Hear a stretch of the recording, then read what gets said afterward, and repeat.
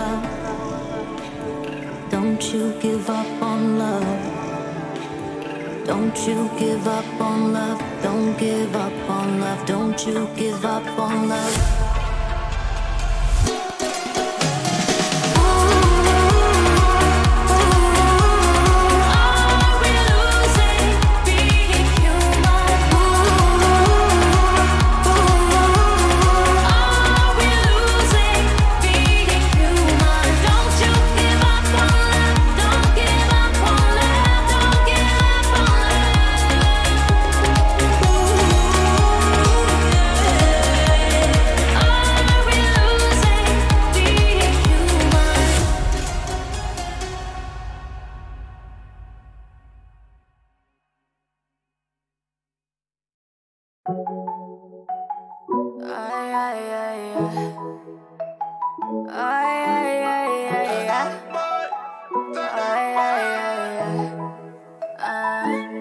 Baby, tell me how last week you were leaving this. Now you hit me back saying that you still believe in us. I ain't tryna waste my time. You had me once, you ain't gonna get it twice. Baby, tell me how last week you were leaving this. Now you on your knees acting like you always needed it. I ain't tryna waste my time. You had me once, you ain't gonna get it twice. Not tonight, baby. Детка, ты же меня знаешь, я постоянно занят. Думаю о делах даже с закрытыми глазами. Ты снова набираешь, никто не отвечает. Я больше не верю обещаниям.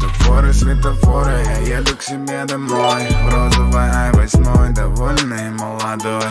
Не надо плакать в трубку, все будет хорошо. Я вернул тебя туда, где нашел. Baby, tell me how last week you were leaving this. Now you hit me back saying that you still believe in us. I ain't tryna waste my time. You had me once, you ain't gonna get it twice. Baby, tell me how last week you were leaving this. Now you on your knees acting like you always needed it. I ain't tryna waste my time. Big gang. You had me once, you ain't gonna get it twice. Not tonight, baby. Детка, мы больше не знакомы. Перестань караулить меня возле дома. Удали песни и все фотки с телефона. Закинься галоперидолом и наконец оставь меня в покое. Лечу по Москве как супергерой. В тачке без номеров жую резинку дирол. Я больше не чей, я больше не твой. Сайонара, детка, это сайонара, бой. Baby, tell me how last week you were leaving this. Now you hit me back saying that you still believe in us. I ain't tryna waste my time. You had me once, you ain't gonna get it twice. Baby, tell me how last week you were leaving this. Now you on your knees acting like you always needed it. I ain't tryna waste my time. You had me once, you ain't gonna get it twice. Oh, baby.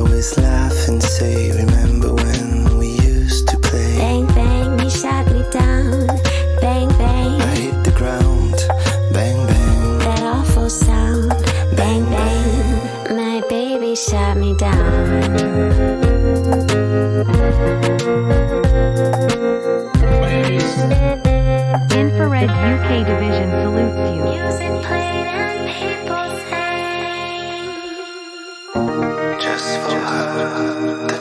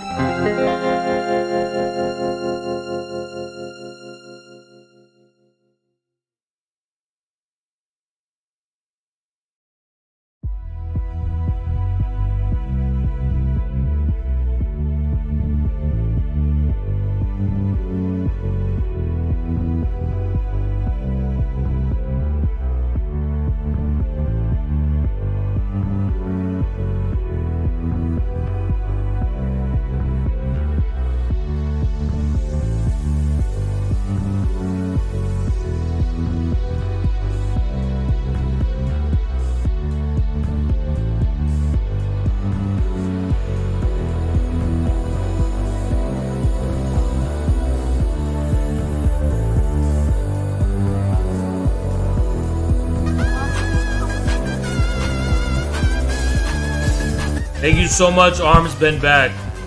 Thank you so much, Arms Bend Back.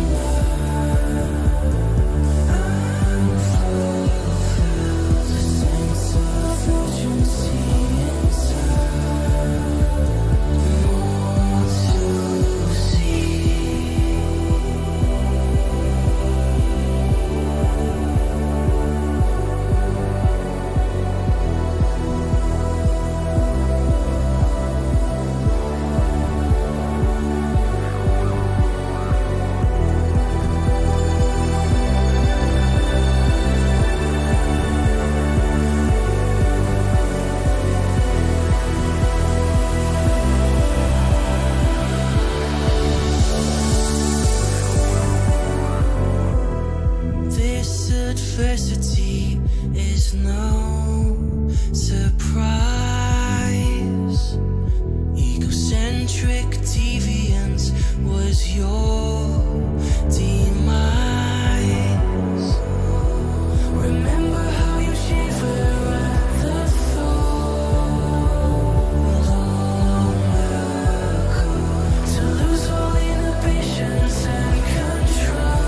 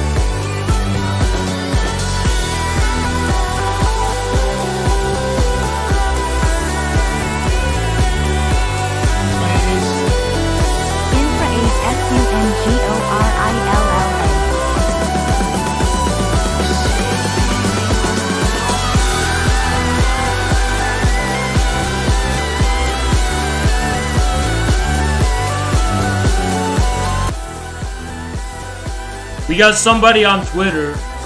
It's I don't even know how to gender them. Woman, I think she calls herself a hag raven. I don't know what that means, but we're gonna talk about what's going on. Cause I made a tweet about general strikes, and this is the gatekeeper of the labor movement, who's, you know, been bothering me for a few hours. So we're gonna review and see what they're saying and what that's all about, right?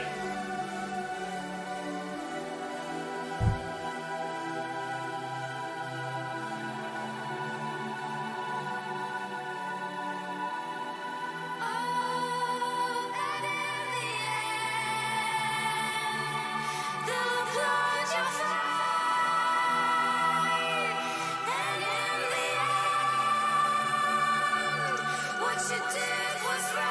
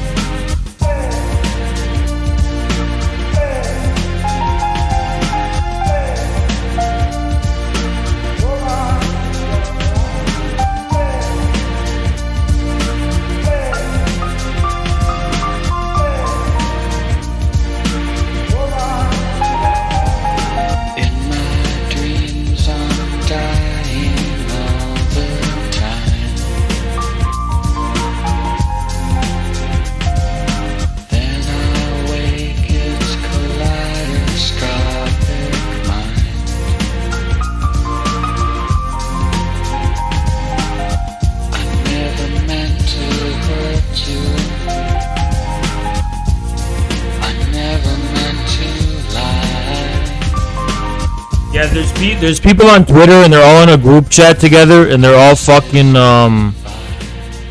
all tweeting shit at me every fucking 2 seconds and they're all in a group chat with each other. It's really pathetic. There's a really bitter woman. I think she's like 59 years old or something, and she spends all her time on Twitter because she's a gatekeeper about general strikes, and she's really against the idea of general strikes. And she keeps talking about how like she's really lonely and men don't want to go near her, and she's got a bunch of cats and shit, and it's like she's making it my issue. I don't know why it's my issue.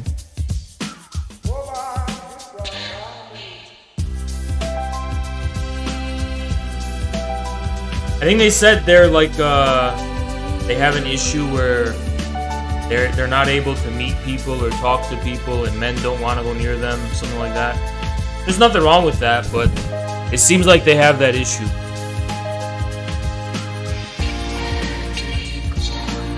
And they're taking it out on me, you know?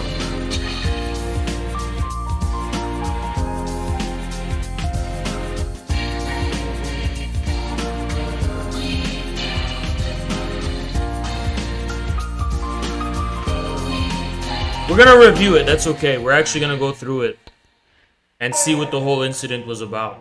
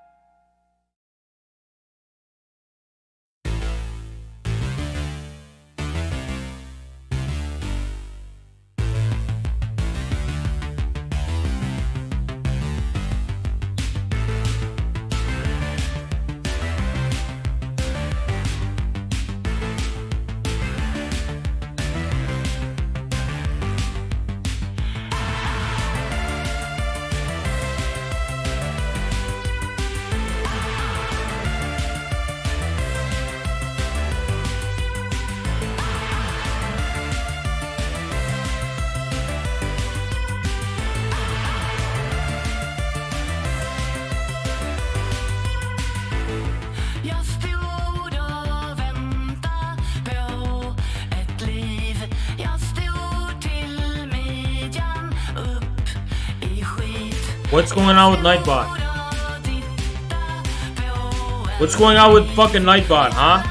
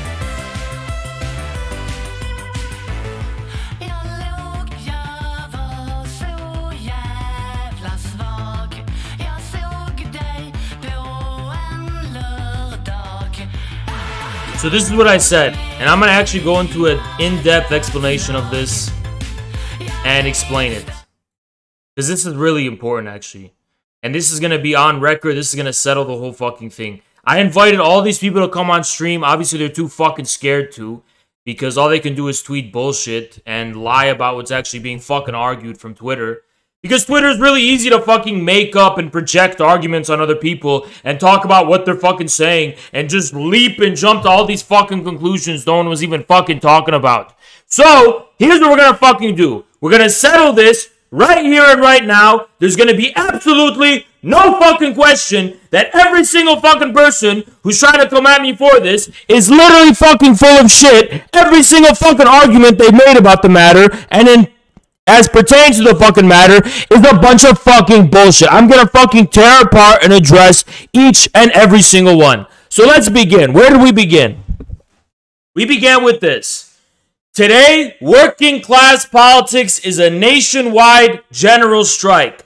This is the only fucking way you can arrive at a general working class politics in the interest of general labor in this country right fucking now. That's why the Jimmy Dore people are rallying under the banner of seeing what they can do to think about how general strikes happen, how can they participate and relate to this process, and what they can do about trying not to create one from scratch, but taking advantage of the unique and current conditions of this country right now that are ripe for a general strike, right?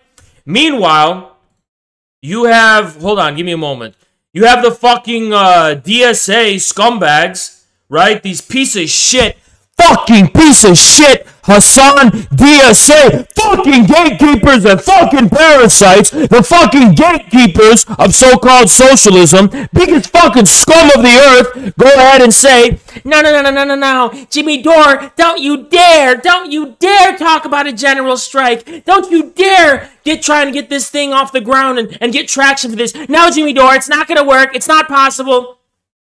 Let me break it down like this. Let's pretend in a universe where Haas and Jimmy Dore and all of the people talking about a general strike are full of shit and a general strike will never happen.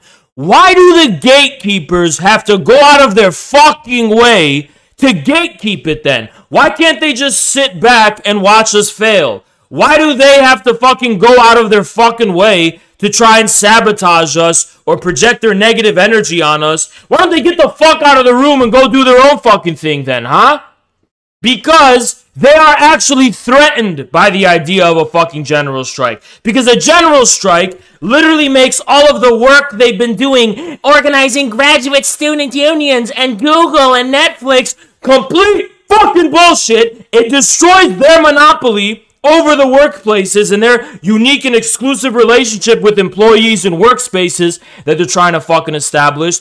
By the way, what the DSA is effectively trying to do with its strategy of unionization, and also the CPUSA is tailing behind this fucking failed strategy of let's just unionize the non-unionized workspaces. What they're trying to do is replicate a fascist, corporatist form of neo-feudal guild system. It's exactly what the fascist corporatist theorists were talking about. They not only want to organize these workspaces, but they want to create workspaces that have a special connection to the DSA and the unions affiliated with them, effectively consolidating this workplace to be politically loyal to the DSA and therefore the Democratic Party and the Democrat agenda. Because we all know what fucking line the DSA pulls when it comes to the national politics of this fucking country. So they are trying to be the shock troops of a fascist, corporatist system in relation to the workers so that they can consolidate these people for the fucking Democrats. That's actually what's going on here, right? It's not even that we're just talking about a labor aristocracy here. And we know in fucking history that general strikes, the first people to oppose general strikes were who? It was the established unions. And I'll tell you why the established unions were opposing general strikes. Because general strikes level the playing field and put all of labor on an equal level, and no one has any special privileges. and everyone has an incentive to act as one working class. That's what a general strike is. But when you have a situation of unions who've consolidated workspaces and come to special agreements with employers and have created this institution where they have this level of control over people, they don't have an incentive to fucking risk all of that in a general strike because they want to retain what they were able to fucking gain. You understand?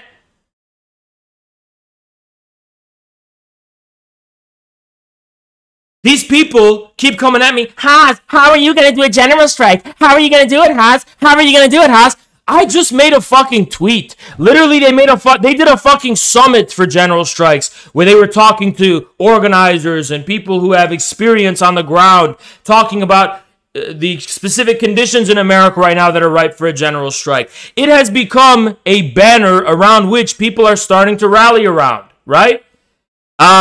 So I'm not the one. The burden is not upon me to try and force some general strike on reality. It's clearly a meme that's gaining traction enough for these fucking people to be bitching and moaning and whining about it all day. And if this meme has no basis in reality whatsoever, why do you find it necessary to even talk about it? Why do you go out of your way to try and shit on it and try to be like Hasan was trying to say, where he was like, oh, the U.S. government has killed and jailed anyone who is trying to engage in a general strike. Is the general strike idea an inherently anarcho-syndicalist one? You want to know what?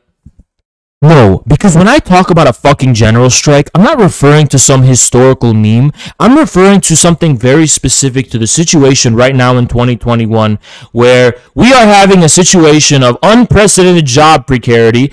The relationship between citizens and their workplaces has been completely fucking upset by COVID, right? And we are witnessing a situation in which even a Democratic administration is pursuing policies to disentangle people from their workplaces in the form of an increasingly competitive, on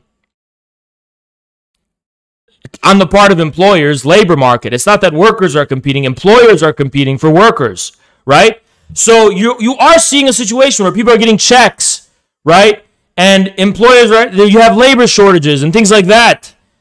So right now, it's a very unique moment to be talking about a general strike. Nobody's just referring to some like trans-historical principle of general strikes. We're talking about a concrete antagonism here and now. We are literally witnessing the online left being divided into two. The Jimmy Dore people and those people who want to talk about a general strike, and the DSA PMC scum, the fucking parasites, who are saying, no, we're going to focus on unionizing craft brewery workers and Google engineers, and we want to create a fascist corporatist model of strategy and politics. Fuck you, bitch!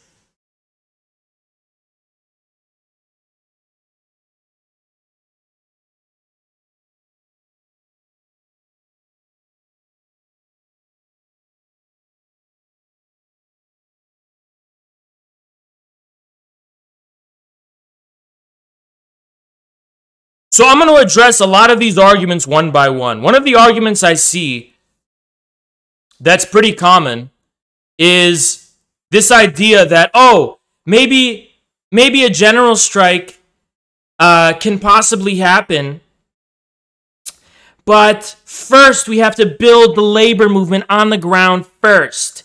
That is an idealist, fundamentally anti-Marxist and anti-materialist view of how what significance a general strike has right now in 2021. First of all, it presupposes the idea that a general strike is a purely economic rather than political phenomena. But in 2021, where politics and the economy are so heavily entwined, we're literally living in a fucking society that doesn't even appear to be capitalist anymore because it's actually on the lifeline of government-injected credit that is actually fueling and driving the current so-called economic growth. They're so fucking fundamentally intertwined right now that a general strike is not just something that would be specific to a labor movement. It would be effectively a form of political action on part of American citizens to pressure their government into giving into whatever demands they see fit. That would be the significance of a general strike. It wouldn't be some detail of a labor movement. There's no such thing as a uniquely labor movement in 2021. Labor movements are things that flourished in conditions where politics and the economy were not inherently entwined. You had mostly semi-feudal or remnants of the ancient regime, or you had liberal societies that didn't believe that the government can intervene in the economy in the way that it does now. The labor movement basically became assimilated and integrated into the functionings of the state. That's why the major unions that exist in this country are fundamentally entwined with the machinery of the Democratic Party. They don't just exist as some kind of independent labor movement. Second of all, what's really stupid about that fucking idea is that it puts the cart before the horse. It assumes that the way general strikes happen is the coalescence of the sum total of nodes and independent local organizing branches just saying, okay, we're going to do a general strike. But no, that's not how general strikes work. General strikes work today when the masses outpace the organizers and the leaders in terms of their willingness to disrupt things, right? We saw this in France with the Yellow Vests. Did the Yellow Vests require some kind of unity of all of these small, atomized, local DSA branches or whatever the fuck equivalents in France coordinating together? No, it became a national phenomena that hit the national fucking spotlight, and that's how that fucking thing happened. And a lot of people on Twitter started mocking me when I talked about the ways and the dynamics general strikes, like the one in India, happen, that they're usually national phenomena in scale. They're usually as a result and a reaction to new laws being passed that people find unbearable or unacceptable and cause widespread outrage and controversy. By the way, a federal vaccine mandate might just be the thing that does that in this country. The things that do that vary. They're not only things that are economic in nature, they're also political. And people were like, this guy thinks a general strike is the same as a protest? Yes! In 2021, those things are fundamentally interrelated. Not one fucking person can challenge the fact that a general strike and a protest are fundamentally fucking interrelated. But these gatekeepers of the little labor movement who embed themselves in Google and professional managerials and graduate student unions have this fucking idea that they're like these guild masters of some kind of esoteric labor movement. That's just like its own thing. It's a labor movement. It follows its own labor logic of the economic movement. And we have to consult the union bureaucracy and do all that kind of stuff before we can even think about the possibility of a general strike. We have to consult the gatekeepers and get their permission and see how we're going to coordinate with the different branches of the different organizing spaces. No, general strikes do not really happen in 2021 as the result of organization. They don't. They're spontaneous in nature. They're a result of decentralized streams of information that come from the internet. They do not result from some kind of like organizational nucleus from the top down coordinating with various different branches and nodes about like, we want to do this, we have the willingness to do this, so we are going to execute. This is why I fucking said strikes are not direct action in like one of my first fucking live streams, at least not in 2021. That's not how they fucking happen. They happen as a result of a phenomena. They happen as a phenomena, and they happen in response to controversies and issues and antagonisms that are discursively and phenomenally national in scale and in scope. What gets people talking about shit and motivated to do things is not various little fucking DSA chapters organizing them. People's minds and attentions are not in the fucking workspace in 2021. These people still think we live in a fucking society where we have the telegram or information's being fucking carried by horseback. But in 2021, people's fundamental investment in a sense of collective being is not in their fucking workplace. Most people are not really attached to their workspace actually. It's only the professional managerials that seem to have this incredible sense of loyalty to their workspace and their workplace. Because for most other Americans, this is also one of the biggest fucking reasons why the Amazon unionization effort failed. And no, it wasn't just because Amazon was sabotaging it. It was also because it was a genuine fucking failure on part of the fucking union organizers. It was because people were not tied down enough to their Amazon job to want to unionize. Amazon does enough to try and tie you down. People didn't want to even add to that by having an extra layer of bureaucracy tie them fucking down to their fucking workspace. All these professional managerial gatekeepers want to do is control masses of people and consolidate them in definite workspaces and institutionalize them. That's what they fucking want to do. And the working people of this country for decades have done nothing but resist that.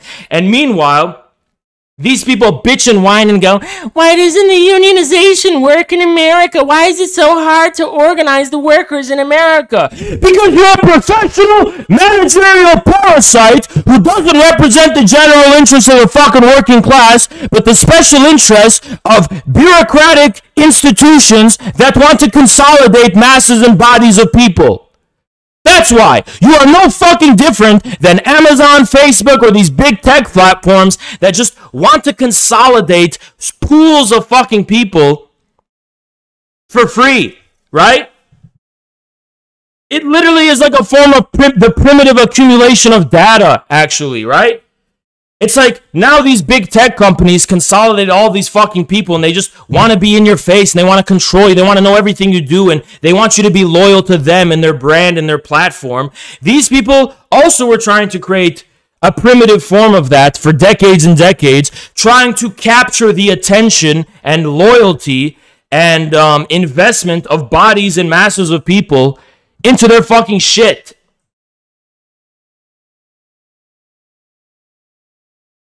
Absolutely fucking pathetic.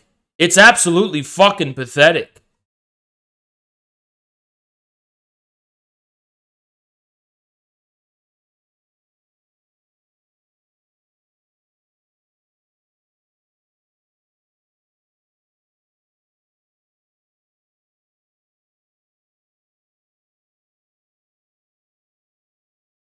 This is basically what we're fucking dealing with, right?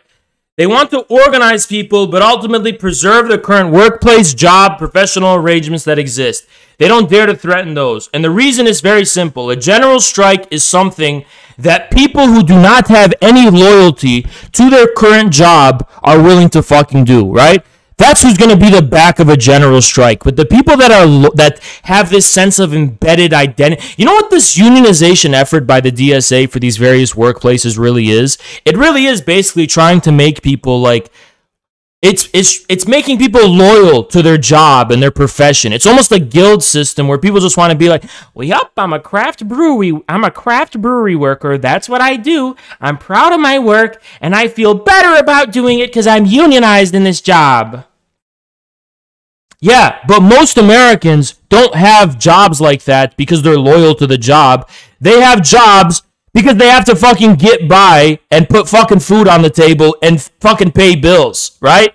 So a general strike is what's going to divide the people who want to engage in this over-specialization of trying to capture the loyalties and investments of working people and tie them down to their fucking workspace and create a special relationship between political organizations like the DSA and ultimately the Democratic Party and the very workspace that people are working in.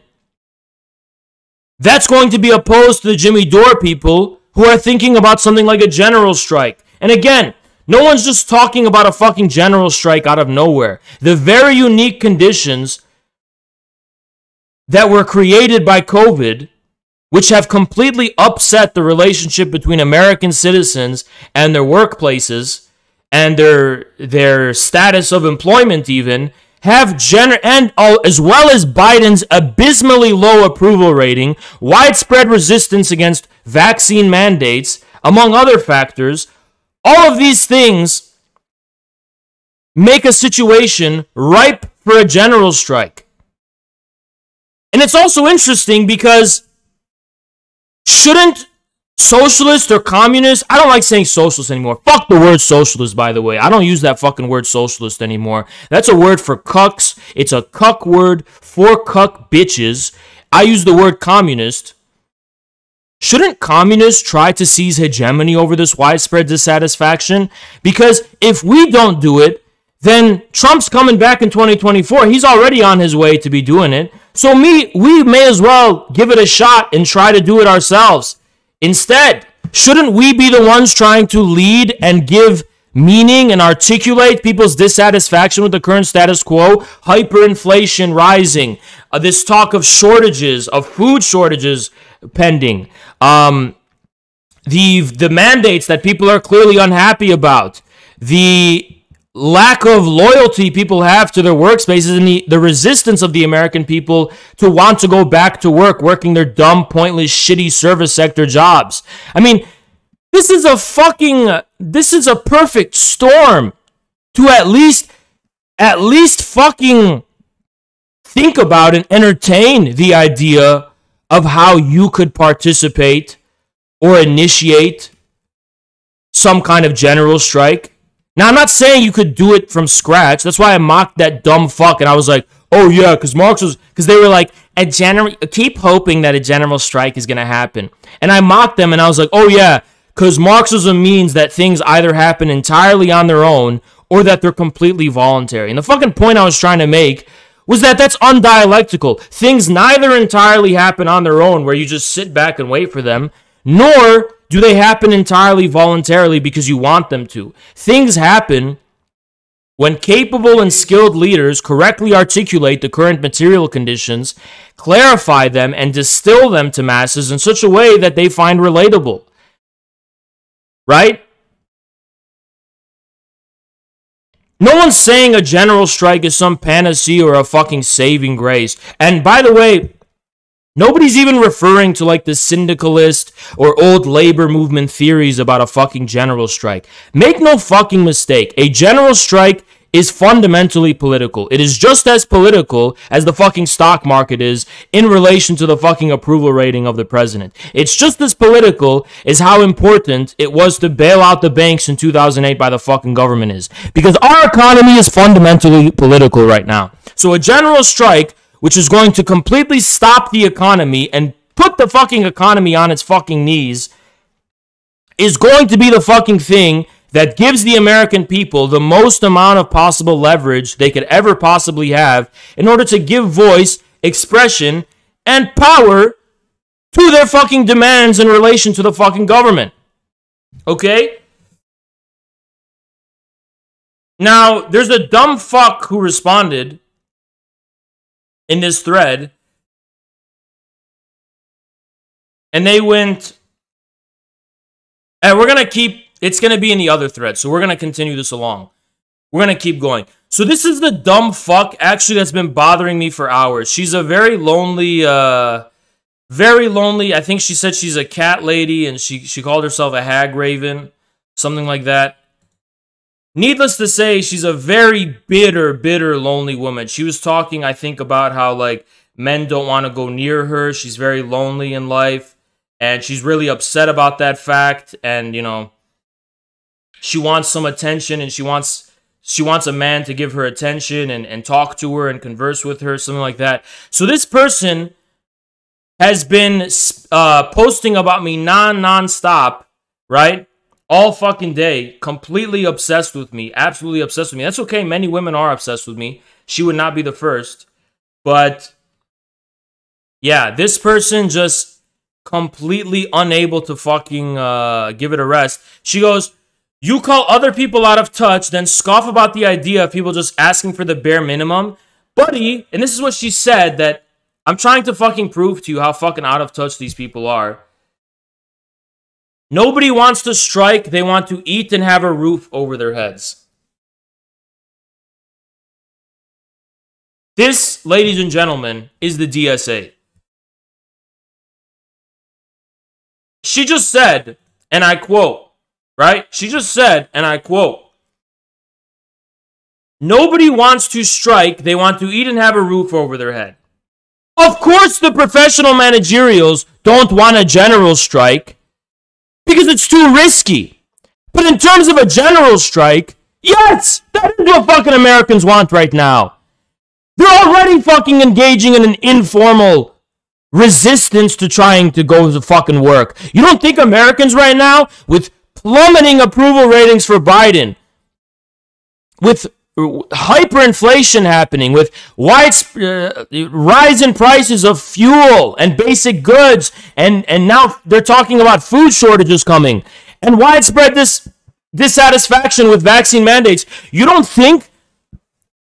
think nobody wants a strike right now? People are fucking desperate right now. People really don't have anything to lose right now. Now, maybe if you're a fucking Netflix worker, or you're a Google engineer, or you're a craft brewery worker, or you're a, you're a graduate student, maybe you don't want to have this risky thing happen because you just want to be able to eat and have a roof over your head, right? So I said, and remember, we're talking about a general strike. We're not talking about a localized strike of just like one industry or whatever happening. But you are even seeing strikes happen at that fucking level, right? Look at the fucking John Deere strike. So you even are seeing strikes where people are willing to risk it. A general strike is a meme. People are pretty comfortable. Biden approval rating is irrelevant. Shortages and inflation will lessen in the coming months. Stop fear-mongering. Guys, please screenshot and save that fucking tweet for me. Can someone please screenshot and save that fucking tweet for me? Let's wait a couple months and see if you turn out to be fucking right. That's the most stupid, out-of-touch, dumb fucking thing I've ever heard in my life. That has got to be the most fucking stupid, out-of-touch, goddamn fucking idiotic fucking thing I've ever fucking seen in the last 20 minutes. Which is fucking saying something. So I go... Nobody wants to strike speaks volumes about people who the DSA left represents. Most American working people hate their shitty jobs. Only people who want to preserve their professional standing think otherwise. Which is 100% fucking true. Yeah, nobody wants to strike in isolation. But in general, yes, they do want to fucking strike. Now, do the professional managerials want to fucking strike who are cozy with their jobs and happy about the kinds of jobs that they're working in and have? No, they don't want to fucking strike. But in general, people hate their fucking shitty jobs and would love nothing more than to be able to ride a wave of, hey, everybody's striking, let's strike. That's how these things fucking happen. Right? The idea that strikes today happen because of organization at the national level by unions and fucking people like that. That is not how general strikes happen in 2021. It's absolutely fucking not. That's what the gatekeepers of the labor movement want you to fucking think, because they want you to remain eternally fucking indebted and reliant upon them. That's why they say that stupid fucking shit. Right?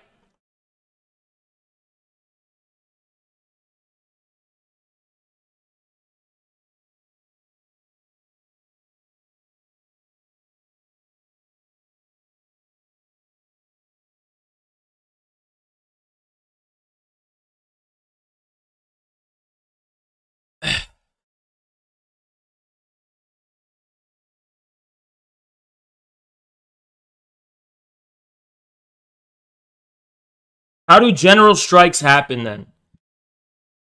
Yeah, dumb fuck. I literally tried to explain it and everyone's like, you think it's the same as a protest? When they are fundamentally intertwined in 2021 because they're political. There is no such thing as a general strike in 2021 that happens just as a result of economic struggle. There is no such thing as a purely economic struggle in 2021. There's no labor movement in 2021 that's divorced from fundamentally political demands and things of political significance.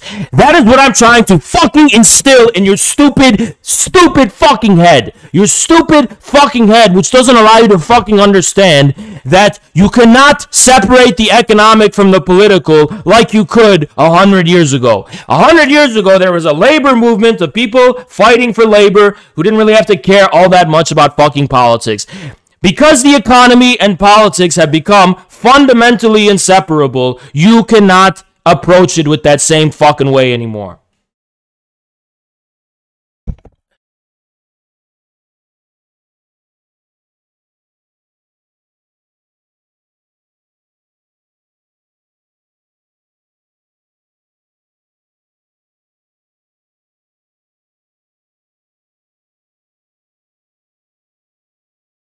The Hollywood strike? The Hollywood strike was fundamentally political?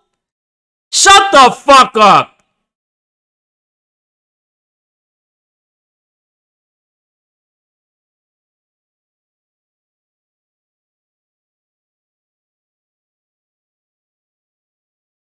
So look what the dumb fuck said to me in response. Okay, this is the biggest dumb fuck in the world.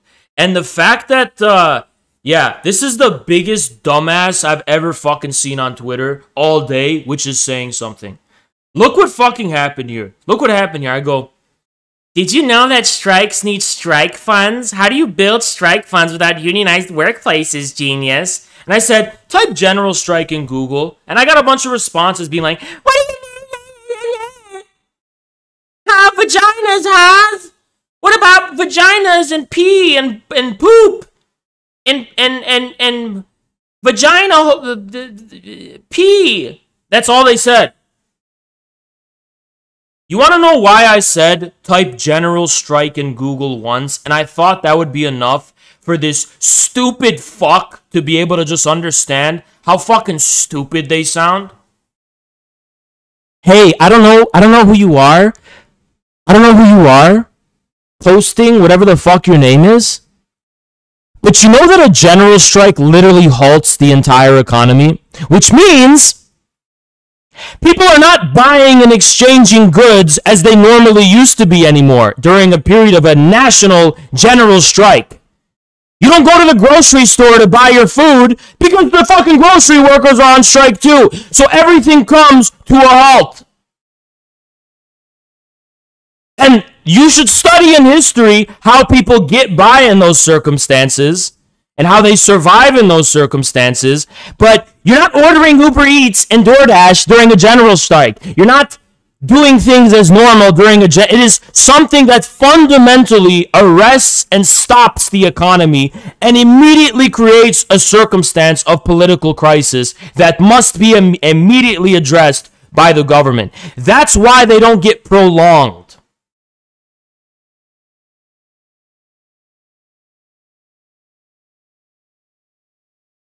Do you not know what a national general strike is? It's not like the rest of the economy is still working and people are exchanging and buying goods and services and everyone's still paying rent on time and shit in a circumstance of a general strike. It is literally a political and economic crisis. So no, it's not the fucking same thing as one workplace striking as opposed to these other fucking, all these other ones. Now, I forwarded this argument, and this dumb fuck, despite tweeting at me for the past, 7 hours, has yet to make one fucking tweet in response to this argument. By the way, I just want to allow you to keep that in mind. And I'm going to put this on the YouTube, by the way, because I want to document the utter fucking destruction of this dumb fuck for all eternity, for everyone to fucking know. They will never, ever live down this fucking L. By the time I'm fucking done, they will never ever live down this fucking L.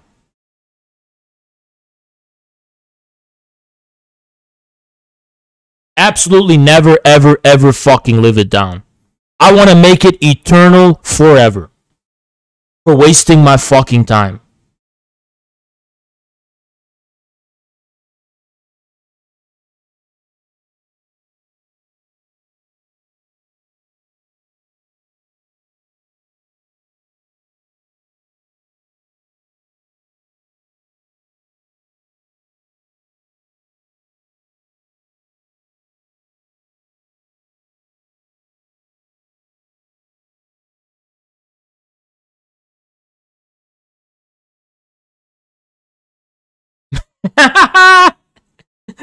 What is this? Hold on.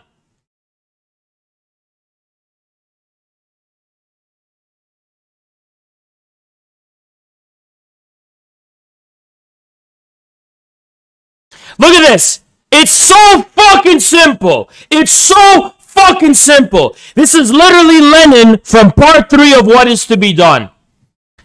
As a matter of fact, the exposure merely dealt with the relations between the workers in a given trade and their employers, and all they achieved was that the sellers of labor power learned to sell their commodity on better terms and to fight the purchasers over a purely commercial deal. This was literally over a fucking 100 years ago.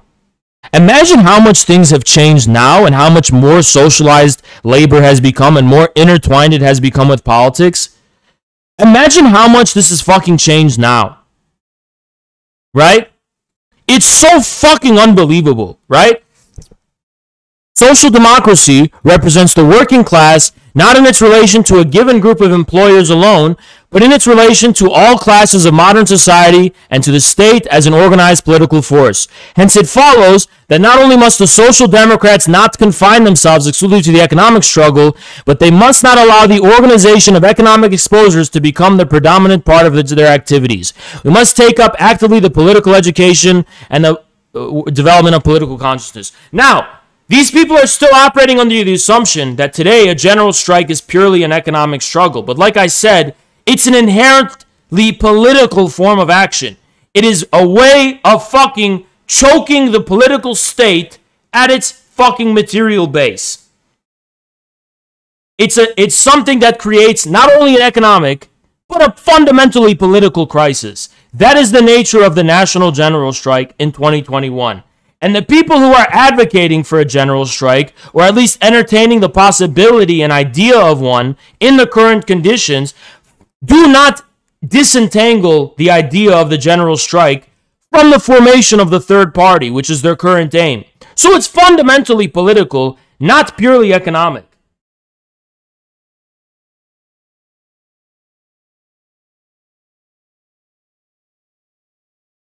So I said, type general strike in Google once, and they just doubled down on being a fucking idiot, right? They just had to double down on being a fucking idiot. And by the way, you guys think this is like an own, right? So I said, type general strike in Google once. They said, type how does a vagina work in Google once. Oh, I was surely owned, right? Because I got ratioed by likes. Well, let me show you how fucking pathetic the situation is, actually. Look at the people who retweeted it, and you're looking at accounts. 16,000 likes, 3,000 likes, 10,000 likes. Let's keep going.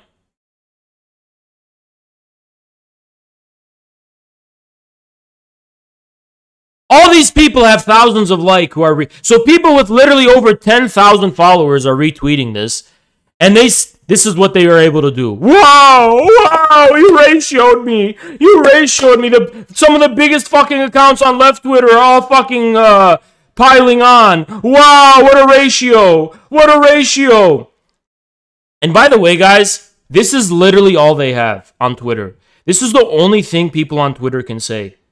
And normal people don't get it. When you show normal people this, they're like, Haas, why are they saying that? And I'm like, oh, because I went on Kiana's show once, and she asked me about how many holes, and I made a technical mess up or whatever. And they're like, so why is that a big deal? And I'm like, I don't know. Ask them, right? Normal people don't understand this meme. Only fucking psychotic lefties on Twitter keep talking about it, because this is what lefties do on Twitter. Let me actually explain it. They find a person they don't like, usually they're right-wingers, and they find like one embarrassing thing that's ever happened in their life. It could be the smallest, most meaningless thing. And the way they cope with that person's rising and unchallenged popularity is constantly talking about the embarrassing thing forever, right? As if, apparently, like, it is such an effacement. It is such an impossible effacement, whatever, right? And these are the people who are saying, I can't shut up about it. Wow, what an own. What a complete own, right? So I said, type it in Google once. The dumb fuck who is so fucking stupid, it is actually offensive. They just are an NPC and they repeat the same thing. Yeah. Who is paying for the strike funds? There are no fucking strike funds, you stupid fuck! It's a general strike. The fucking economy breaks down. The use of currency breaks down. Everything comes to a fucking halt. What part of that do you not fucking understand, you stupid fuck? People are not paying for Netflix subscriptions. They're not paying for rent. They're not going out and buying shit. The whole fucking economy stops. That's what a fucking national general strike does. You dumb fuck. How is this so fucking incomprehensible to you? Stupid fuck gatekeeper of the fucking labor movement trying to fucking act like it is totally impossible that the fundamental material base of the entire economy, all the political institutions that they embed themselves in, can fundamentally be targeted. How am I supposed to order DoorDash and Uber Eats? I don't know. That's why it creates a political economic crisis that puts so much overwhelming fucking pressure on the fucking state and on the fucking government that they have to collapse and give in or at least respond to the demands in some kind of fucking way. Holy fucking shit! What a literal dumb fuck! So I responded, "This is the most stupid tweet I've seen all day. That's saying something. A general strike disrupts the economy at the most fundamental level. There is no strike fund. The amount of pressure this creates forces all powers of society on their knees with zero leverage."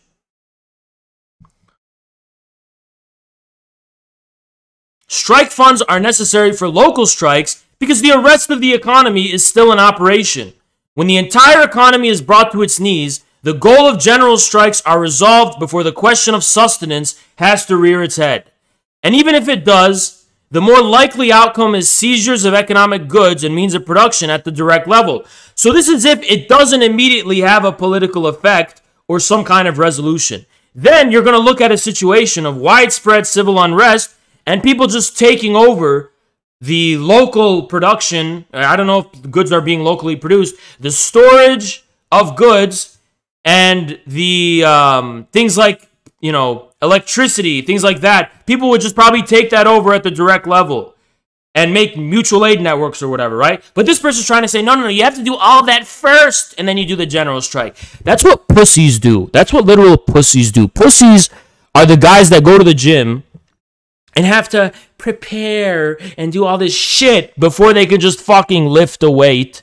When you're supposed to lift first and get into action first, and then you deal with it. And I'm sorry, all you people who warm up at the gym, I'm sorry to call you out like this.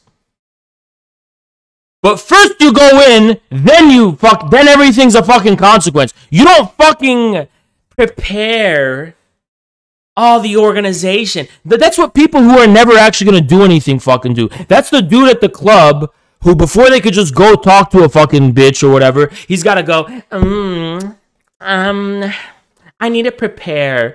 And he never fucking does it. He never just fucking goes and does it. No, you're supposed to go and do it first, and then you can deal with what you improvise afterwards. That's when you don't put the fucking cart before the horse and try to set yourself up for a completely airtight. That just means you're scared to risk. You're scared of risk. These are risk-averse people. They're scared of fucking risk. Fundamentally stupid fucking people, cowardly fucking people who are trying to no, before a chaotic, they hate chaos. That's the issue. If a general strike's going to happen, I want it to be completely in line and as the result of the directives of an organization. I want to feel like I'm in control of the situation. They never actually want to entertain the idea of situations where nobody's in control, where it's literal fucking chaos, and that you have to improvise. That's what fucking terrifies them. They have this cope idea. Oh, I'm the leader of the labor movement, so hold your horses. Before you do your general strike, you have to ask me, okay? Before the general strike happens, you have to ask me, and I have to be comfy with it. Fucking pussy. I have to be comfy with the general strike before it happens. I have to be comfy first. I'm not comfy right now. Fucking pussy. Then, this is what they said in response. Literal dumb fuck response. Ready? Here we go. And by the way, they're in a group chat with their friends right now who they're getting to mass like their tweets in their fucking group chat or their Discord, whatever the fuck they're doing. But they are working together. You're going to injure yourself if you don't stretch before lifting. Well, I've been doing it since 2015, and I've never warmed up before lifting. I just fucking get into it. And I do cardio intensive lifts as the first thing I do when I fucking go to the gym. So you can keep wasting time doing your fucking cuck warm-ups and waste time.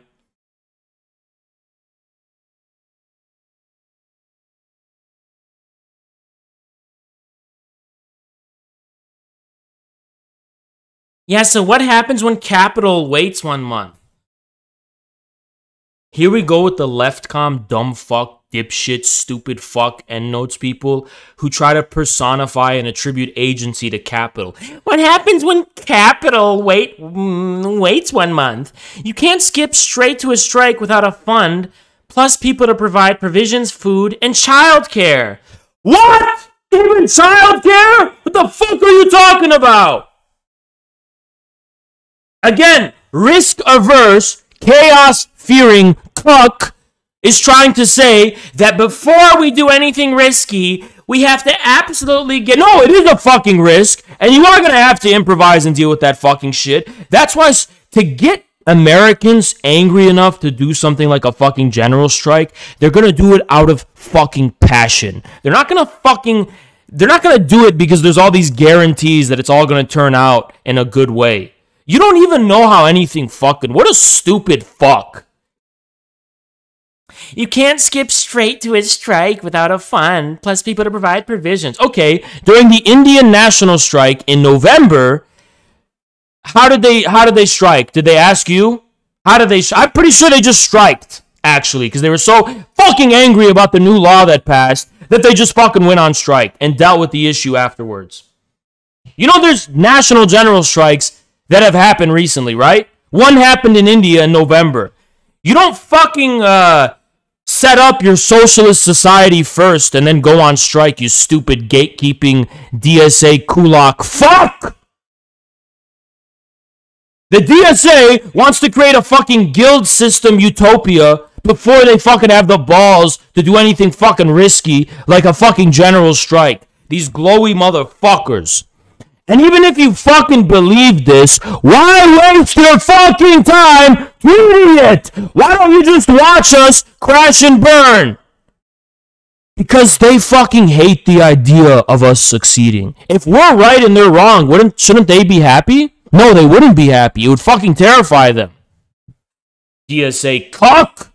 Because the DSA would lose all of its power, all of its organizational abilities, all of its logistical fucking abilities, all its fucking clout. It would immediately become fucking irrelevant. It would be fucking thrown down the fucking drain of history if a fucking general strike happened. Nobody would fucking care about the DSA anymore. It would be a force of reaction. And this is actually what we're fucking witnessing on the fucking internet right now. The left. And I've seen how big the Jimmy Dore crowd is. They're fucking huge. Make no mistake, Jimmy Dore's crowd, fucking huge and massive. These people are literally reactionaries to the new Jimmy Dore left. I'm calling it out. Me and Jackson been under attack because we represent the young vanguard of the Jimmy Dore left. And these people are literally, they're actually the literal definition of reactionaries against this new fucking... Like, this general strike shit was not like some right-wing attack on the left. They were just doing their own thing, and the dumb fuck Hasan went after them because he's a fucking reactionary. They held a summit for a general strike, and all these left-wing gatekeepers started targeting it. Why? Because they're fucking reactionaries who are threatened by the possibility of an awakening of the general power of labor, and therefore the general working class, instead of the fake Fabian socialist working class that they're fucking creating in their own image, in Google campuses and in college campuses and in fucking craft brewery fucking work fucking spaces. That's what's fucking going on. And it's the cold, hard fucking truth. That's exactly what's fucking going on here. Everybody can fucking see it plain as day. There has to be a parallel structure. The only types capable of doing this are explicitly socialist parties and labor unions. Have fun playing in your mind palace. Then why didn't they leave? If they truly believe this, they would have left. Here's the thing. Here's the thing. There doesn't have to be a fucking parallel structure at all. There actually doesn't. There doesn't. There doesn't have to be a parallel structure whatsoever. Because the way reality works is you don't set yourself up for success first and then risk. You risk. It's like what Napoleon said. You charge into battle first, you deal with the consequences later. And Lenin used to quote this, by the way. Lenin used to... Let me actually find the quote.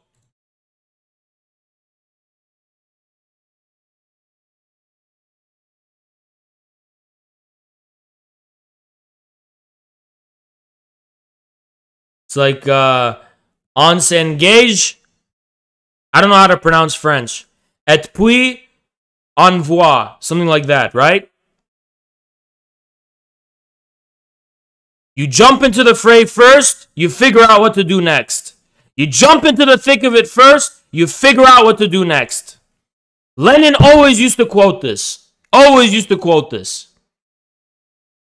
Jump into the fray first, figure out what you're going to do after. That's how successful men do anything in this fucking world. That's how I fucking built the live streams for Infrared, by the way. That's how we in our collective built Infrared as a fucking brand. We jumped into it first, we dealt with the consequences later. No, you have to set up childcare before you talk about a strike. She goes, you have to set up childcare before you fucking talk about a general strike. Shut the fuck up.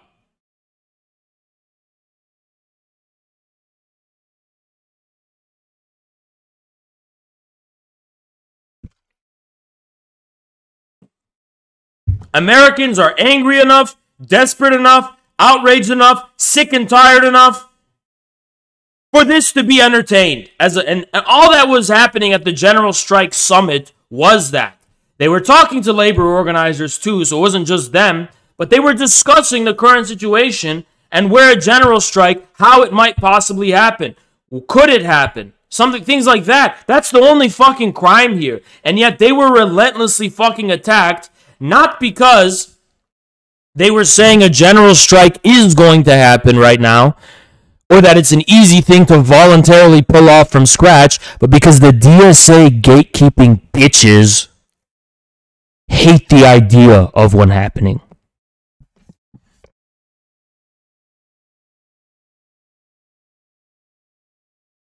That's the fucking plain truth of the fucking matter. That's the plain, bold-faced fucking truth of the fucking matter. Everybody with fucking two eyes that can see it, can see it.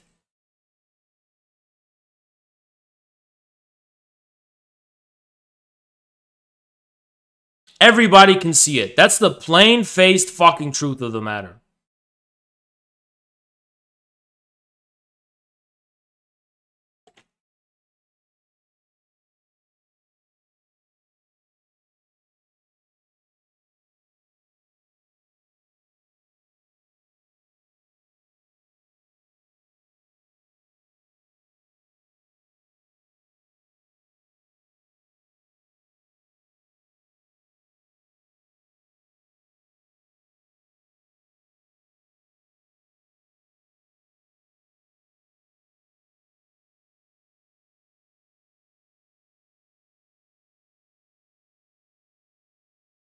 Yes, Napoleon was fucking based. Of course Napoleon was fucking based. The fuck? All these fucking mice in my fucking replies. How are people supposed to feed their families? There's no, how are we gonna survive? It's a fucking political economic crisis. There are no assurances or guarantees about how the economy is gonna fucking work, because the whole point is that the economy stops working and people improvise as far as surviving, depending on how long it has to fucking last. People probably will help each other out if it comes to that.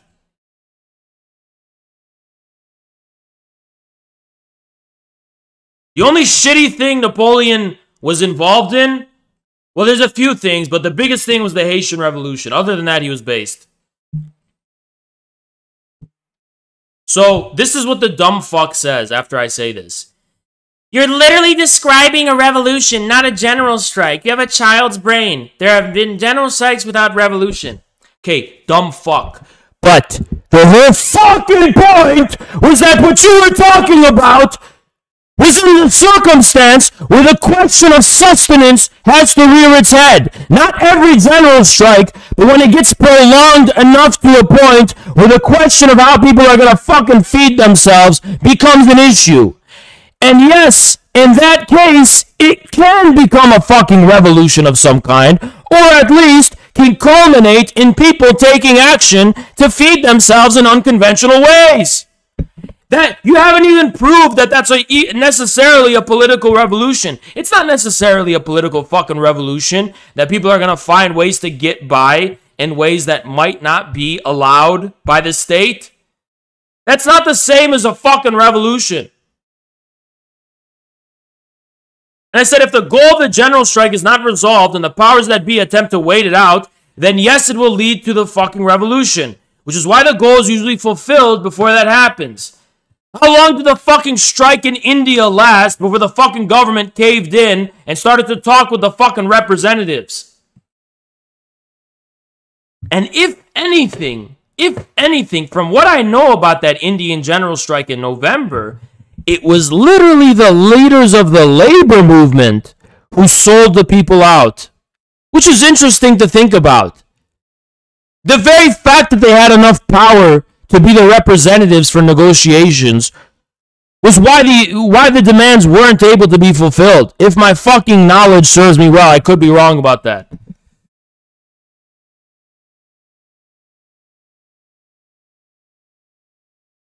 But this person's saying we should give those gatekeepers even more power and control. Look what they say. Okay, name names, examples, preferably any authors who've written on the topic. Why? Why, when we are talking about a purely logical exercise here, we are engaging in the use of fucking common sense and reason? Why do I have to name authors? Does anyone know why I have to name authors here?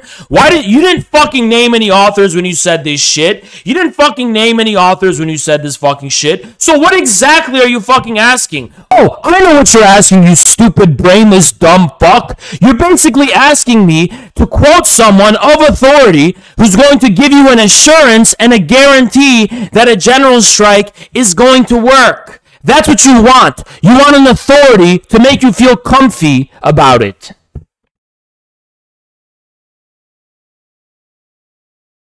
You want a fucking authority to make you feel comfy about it. Here's your fucking authority. Right here. Right here.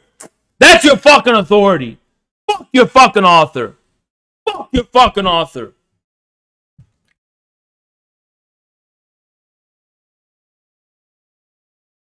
Fuck your author. Fuck your fucking author.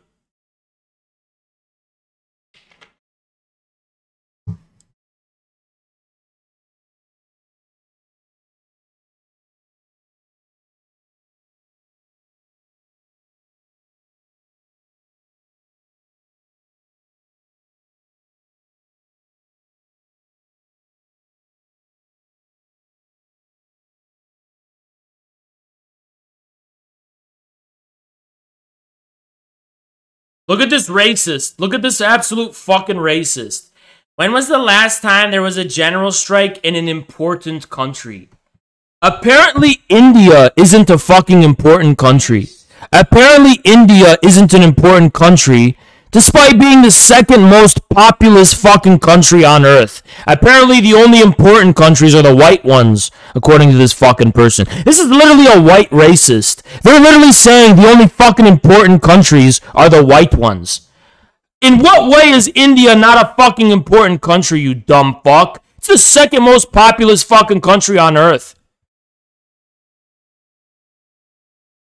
Literal DSA fascist. This is why I call the DSA a bunch of fucking fascists. They're literally a bunch of fucking white supremacists who are going to work hand in hand with the fucking Democrats to create their fucking fascist junta in this fucking country. Look at the fucking casual chauvinism. You know, here's the thing. This is what you're going to start noticing, guys. They always accuse us of chauvinism. They say we're insensitive about feminism. We're insensitive about sexual related stuff. And we're not sensitive enough. Even though that reflects we're way more progressive than 99% of people on Earth about that. But do you ever find an example of racism among us? Do you ever find us saying that India is not an important country, or, you know, brushing off of fucking non-white, non-Western people and saying that they don't matter and whatever? Do you ever find any fucking examples of that? Thank you, Genji. Thank you, Genji. It's exactly. You don't ever find racism. They only ever accused us of being manly men. And what else? Being insensitive chauvinists.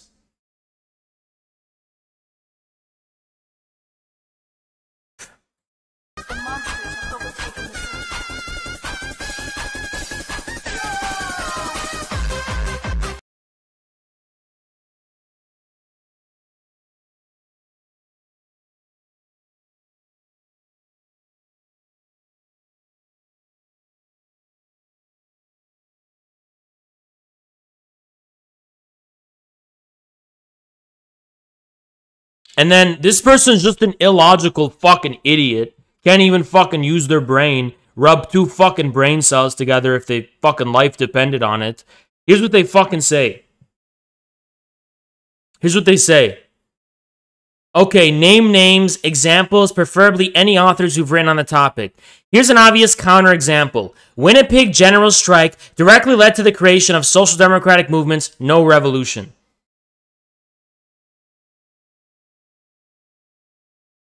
Do I have to break down why this person's a fucking idiot? Oh, DJK, I'm sorry, I didn't notice. Holy fuck, my mind's fucked up. DJK, I'm so sorry about that, man. My fucking mind's fucked up right now. Because I'm fucking angry. Sorry about that, man. I'm so sorry. Thank you so much, man. Appreciate it a ton. I really do appreciate it, man. Thank you so much. Thank you so fucking much, man. I appreciate it a ton. Appreciate it a ton. Tell the person you're talking to on Twitter to get in VC. I did multiple times, and they bitched out. Obviously, they fucking bitched out. You think this person could fucking sustain their arguments? You think any of these Twitter dumb fucks could ever fucking do that? You think any of these fucking dumb fucks could actually sustain their argument in an open confrontation? No, they just tweet random fucking shit that has nothing to do with what I fucking say. Where they're like, "Oh, Hans, are you suggesting we just call for a general strike?" But when did I say that? When did I say that the strategy is that I think we should just call for a general strike? What if... Do you even know what the goal of the fucking General Strike Summit was? That Jimmy Dore was fucking hosting? General Strike Summit. The General Strike Summit, let's see, is a 3-day live event. Okay, so let me actually clarify what's actually being argued about here before I wreck this fucker beyond the fucking threshold of recovery for the, I'm gonna fucking explain to you what actually happened. The General Strike Summit is a 3-day live event streamed on multiple social media platforms. The purpose is to educate more people on how a general strike is not only needed, but a real possibility. We also want to answer questions and concerns of those American workers surrounding their participation in a possible future general strike. So, and it's dealing with all these things. Are they saying that their strategy for getting a general strike off the ground is just calling for one? No, that's not what they're fucking saying. The conditions that would make the general strike possible and the way in which activists or partisans would participate in is a really complex issue. But they wanted to open up the general strike as an effective fucking political strategy to be talking about right now. It doesn't fucking hurt Look, even if both lead to nothing, it is infinitely more fucking productive to be talking about a fucking general strike right now than being a fucking negative Nancy fucking pessimistic fucking nihilistic loser fucking Eeyore from Winnie the Pooh sitting on their fucking ass and just bitching and whining. Oh, it's not possible. Capital won't make it possible. I'm gonna sit on my sofa and bitch and whine. It's not possible. That's what separates the new generation of communists from these fucking gatekeeping social fascists, is that we're optimists. We have a fundamentally optimistic and masculine outlook on the future, and these people have a fucking pessimistic fucking negative fucking Nancy fucking type of energy where they just try to suck the fucking motivation and energy out of you so you could be a lazy, miserable fuck just like them. Thank you, Alot, man. Appreciate you so much. It's like, regardless of what you even think about general strikes, they're thinking about it in the wrong fucking way. Why shit on something, even if you think it's impossible? Why don't you sit back and just see what fucking happens?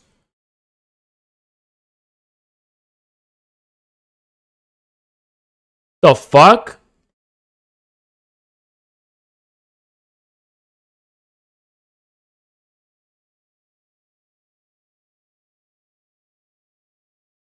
She goes, anyway, that's enough of that loser. Back to way less idiotic shit. That's the tweet he sent me. That's enough of that loser. Back to way less idiotic shit. Yeah, after you got absolutely fucking destroyed and BTFO'd. And let me tell you something. This person kept, like, sexually harassing me, whatever, being like, oh, Haas, you don't get any pussy. You'll never get fucking pussy. I get fucking nudes every day, whatever. Haas, you don't get any pussy. You're not gonna get any pussy. Haas, you're a virgin. Haas, you've never seen a pussy. Haas, aren't you? Listen, look at me. Look at me. You will never, ever find a man in your whole fucking life that will be 1/100th of being on my fucking level. You will never find a fucking man close to being on my fucking level. And you want to talk about looks? I'm sick of... I used to be a polite gentleman who didn't insult women for their looks. And I never went after... I used to never go after women about anything. But she want to play this game? You want to play this game? I wonder why you have a profile picture. You want to talk about my sex life and shit? I wonder how yours is. I wonder the type of men that are in your life, if any at all. I would love to see those men, if there are any whatsoever. Don't Taz, you're better than... I'm not better than it at this point. This evil, negative, fucked up energy that they're fucking projecting on me... Like, why doesn't she show her face? I show my face. She's calling me, coming after my looks and saying all this shit. She's calling me fat. She said, oh, you're fat. What? Keep reaching. Keep reaching. Call me fat. Listen, you want to... Listen, no. I feel like it's like... I used to be polite, but if women want to come after me, yeah, I'll come after you too. You're not going to be off limits anymore. Used to be off limits to me, but the audacity and the persistence, that ain't all. That's, listen, I could make her cry easily. I could make her go to bed crying. I could make her go to bed crying. That's all I could say. And I'm still not going that hard on her. I'm still not going that hard on her. She said, I'm going to bill $80 an hour for a debate. Why would I waste my time for some virgin to make my money off of it? That's just a cope for being a fucking coward.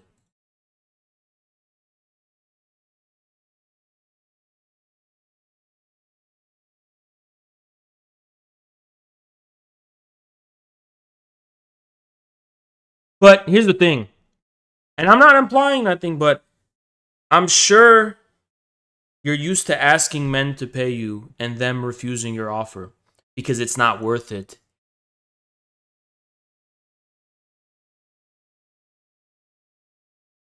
Because I'm not paying you. And I'm sure you're used to men responding to you in that way when you ask them to pay you. You're just not worth it. I don't even know if I would have you on for free, as a matter of fact. I don't even know if it'd be worth it for free.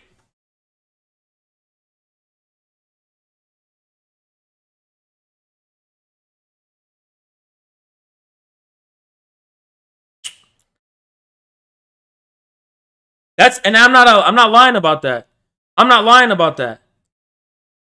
It takes a lot of audacity to charge money. A lot of audacity. And something's telling me that this person couldn't justify it. Something's telling me this person couldn't justify it. Right? I don't know, all the women who come after me on Twitter like this and try to sexually harass me, whatever, they all have one thing in common. I'm not going to talk about what it is. I'm just going to keep my lips sealed. All got one thing in common. But the dumb fuck goes, here's the obvious counterexample. When did I say a general strike is a revolution? I said it's a revolution in circumstances where it gets protracted.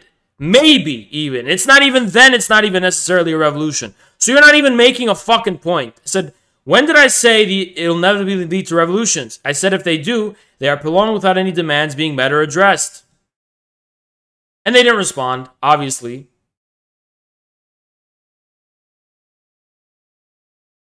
To name names. And I said, why would I name a fucking author?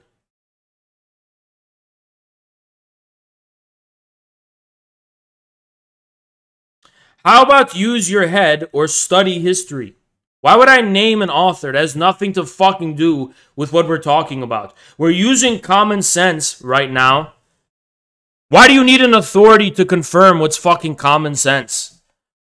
Or why don't you fucking pick up a history book and just study history? I don't know why an author is the decisive. Maybe you could have said, why don't you name a historical example? And maybe I would have obliged. But an author? What the fuck kind of question is that?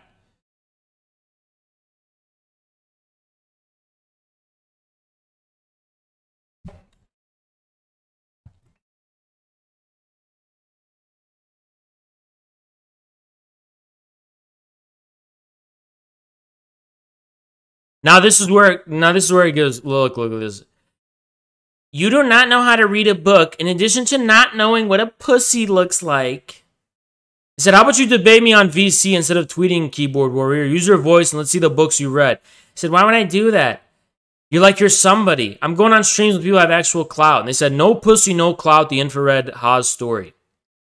2,000 followers versus 6,000 followers. So I have 3 times as much clout as they do on Twitter. And something tells me if they made a Twitch, it would be much, much more than that in terms of average viewers and followers. So I don't know why this fucking person is talking about me not having any fucking clout. And as far as the no pussy thing is fucking concerned, all I gotta say is, look, if you're used to dudes who are not wanting to come near you, it's not because they can't get any pussy. It's because maybe you're the problem. You ever think of that? I mean, look, all I gotta say is, all I ever was intending to say here is, it seems like these are the type of people who are out here on the internet calling dudes virgins. I mean, I don't think the reason men are avoiding you is because they're virgins. I think they're avoiding you for another reason. Now, what's the reason? No one knows, right? We can't even guess what the real reason is of why men are avoiding you on the internet. But I don't think it's because they're virgins. I think it might be another reason. I don't know what the reason is. We don't know what the reason is, but she's out here on the internet. I mean, you don't get any pussy or clout. I'm the gatekeeper of the labor movement. And the general strike, I can't even be entertained without it. We need child care. We're thinking about a general strike.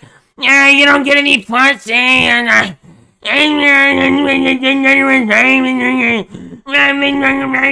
no one knows. I wonder why men are avoiding you. I wonder why men are avoiding you. We don't know why. We don't know why. We don't know why. Right? I don't know why. We don't know why. What's going on? Why don't you name an author for a general strike? Capital is gonna make it impossible.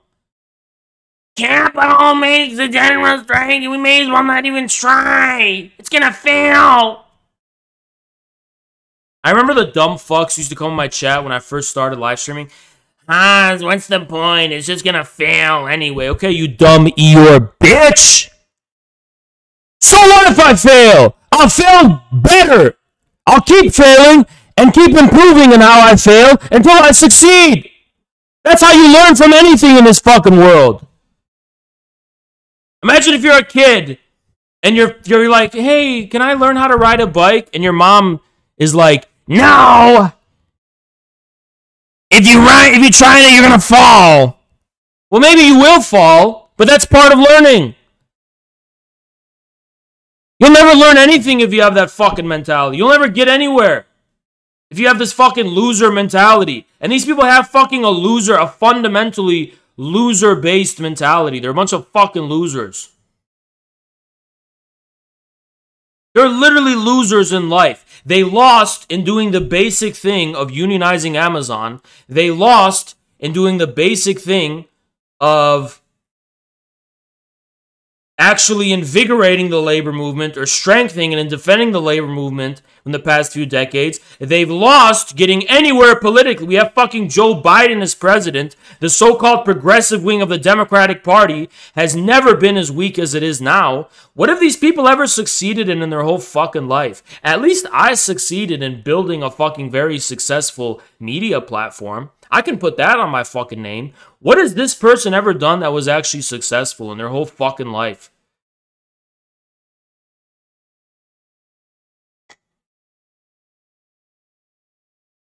What have they actually done that's successful in their whole fucking life? Absolutely fucking nothing.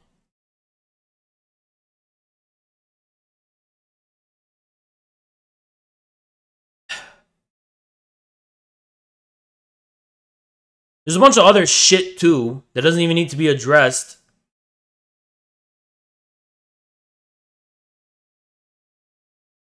Yeah, I love how they give up now that I'm fucking live, and they're scared shitless now. But they talk all that shit before I go fucking live.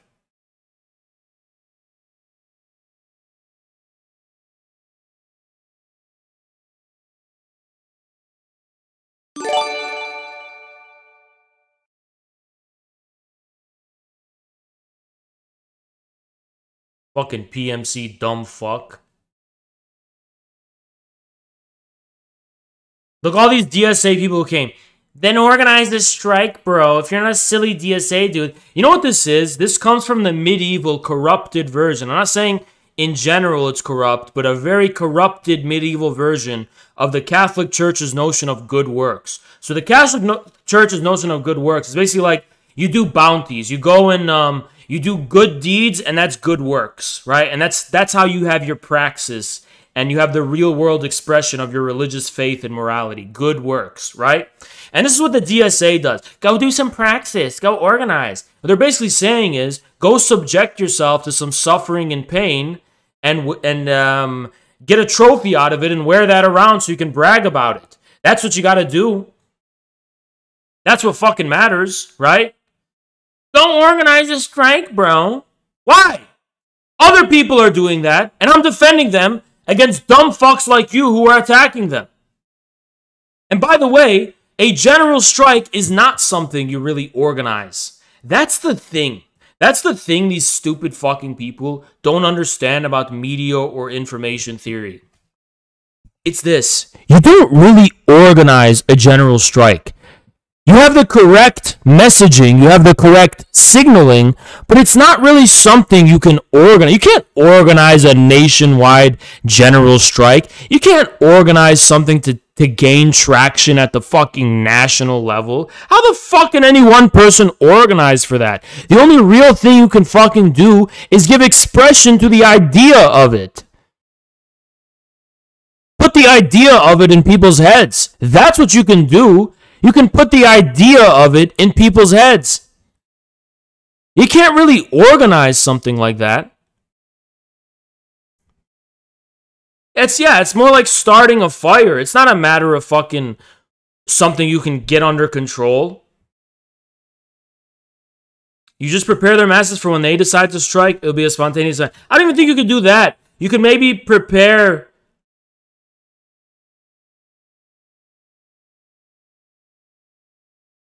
You can maybe fucking prepare a political party for one. That's something you could definitely do. But you can't really organize one. Look at this dumb fuck.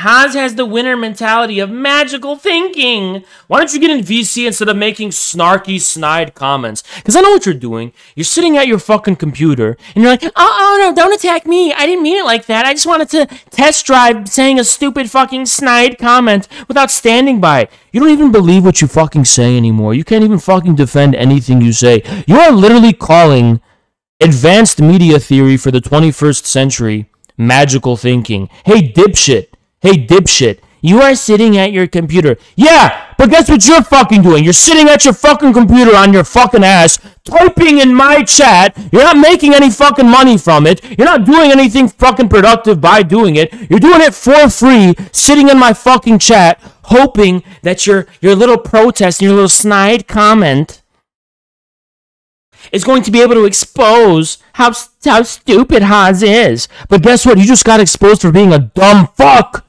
For thinking that fucking magical thinking is understanding the relationship between information and what you think that's magical. You think it's fucking magic for people to respond to information in certain ways, you stupid fuck? How is that magic? By that logic, the fucking Cambridge Analytica people were fucking sorcerers and magicians.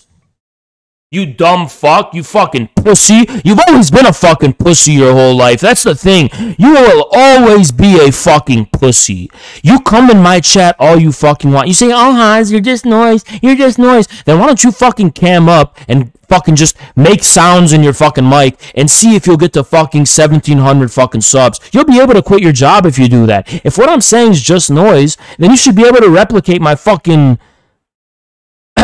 my fucking practice and do even better than me, right? Because if it's just noise, well, clearly it's not just fucking noise. Infrared is rising. We're fucking rising. You keep coping all you fucking want by dismissing it all as meaningless or just empty fucking noise. But guess what? You can't fucking stop us, and we're coming for you, you fucking DSA fucks. We are going to take over the fucking Communist Party, and we are going to turn the Communist Party into a vehicle. We're going to turn it into a tank that's going to mow down the fucking DSA and destroy the DSA as an organization alongside the fucking Democratic Party.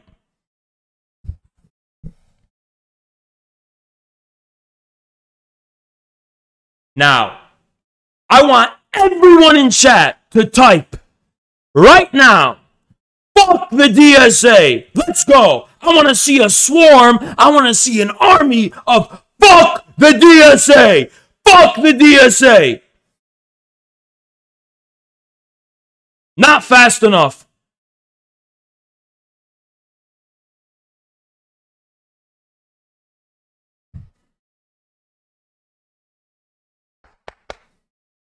Fuck the DSA! Fuck the DSA! Fuck the DSA! Fuck the DSA! Fuck the DSA! The fucking organization of the professional managerial elites!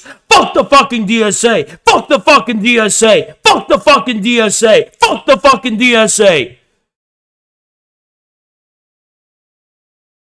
Fuck the DSA and fuck Hasan too. And fuck Mike from PA as well.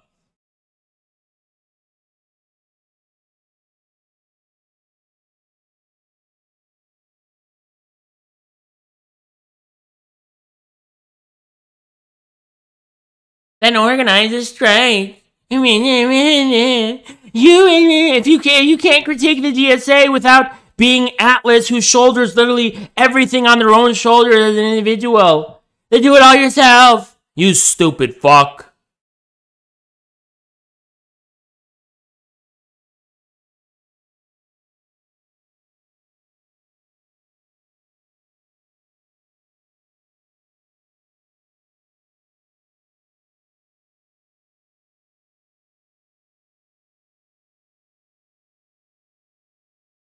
We're gonna take over the fucking CPUSA. Mark my fucking words. It will fucking happen. It will fucking happen. It will fucking happen.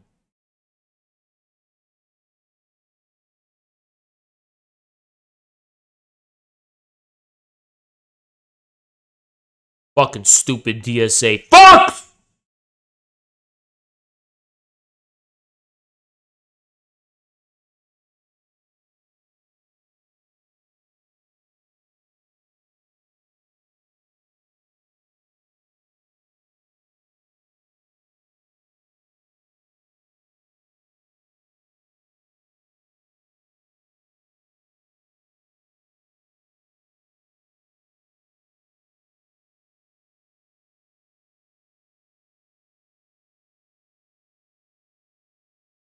You know what?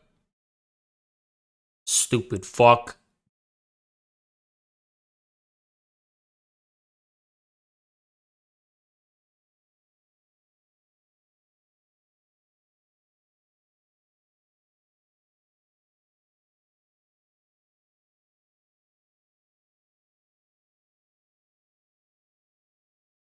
Yeah, they're all fucking working together and coordinating. They're all fucking working together and coordinating together.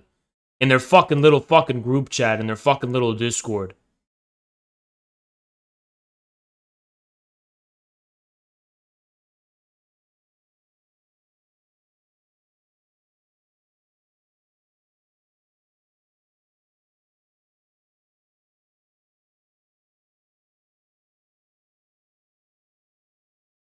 Look how they're all trying to mock me. Look at them. Look at their fucking copium fest. Haas is the Lenin of our time. Why? Because you asked me how a fucking general strike happens within a 250 character fucking tweet? And you think it's fucking smart that my tweet was vague? You stupid fuck!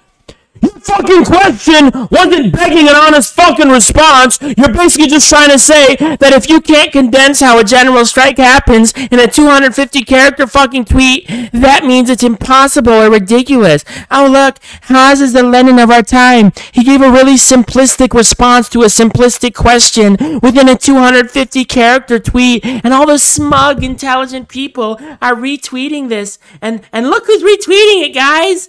Look who's retweeting it. This is totally organic, by the way. Jeff, who has 15,000 followers. Carl Beischer, who has 55,000 followers. And who's this? 2,000. That's not too much. Okay, it's not too much. 2,000. And how much is this? 237.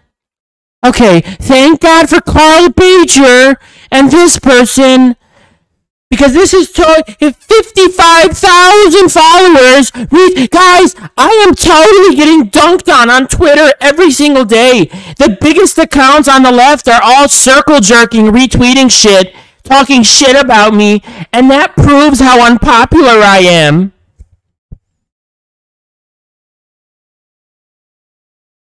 Cosmonaut Mag server posts your tweets every day on their Discord server. I know how these fucking people are.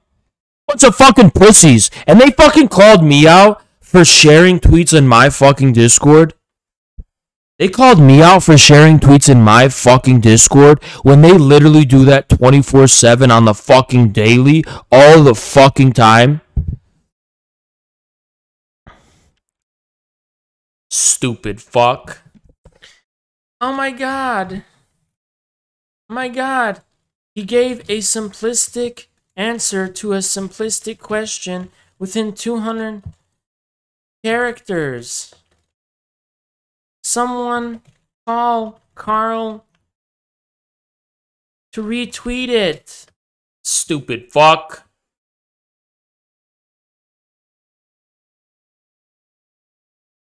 Haas looks so dumb for not writing a book on Twitter.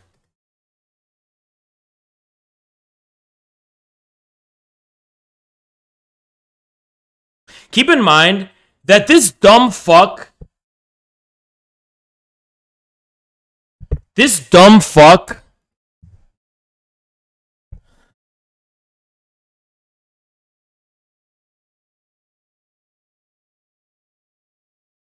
That's okay, we're fine.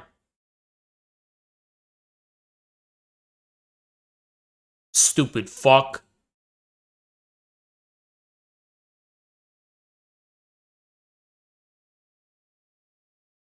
Remember.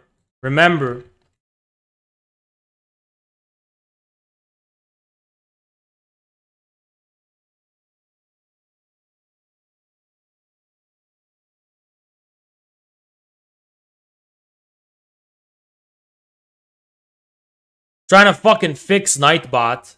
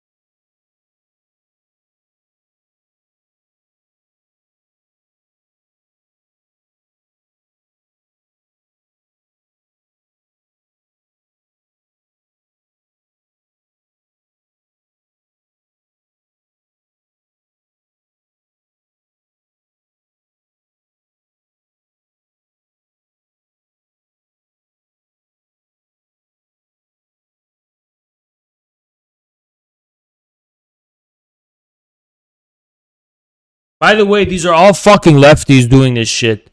They're all fucking these lefty people in their fucking Discord. We got Haas, but you're still an ugly fuck. You are still ugly, and you're still an ugly fuck. That's the thing. You're still an ugly, disgusting fuck sitting in your fucking Discord. Ugly fuck, little bitch. You little ugly bitch.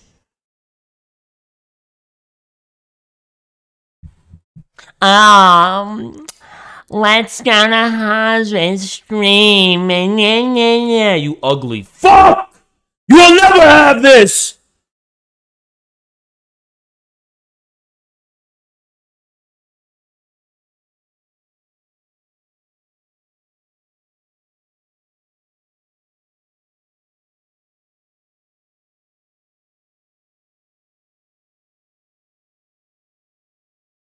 I'm gonna ask fucking Neat Feet what the fuck is going on.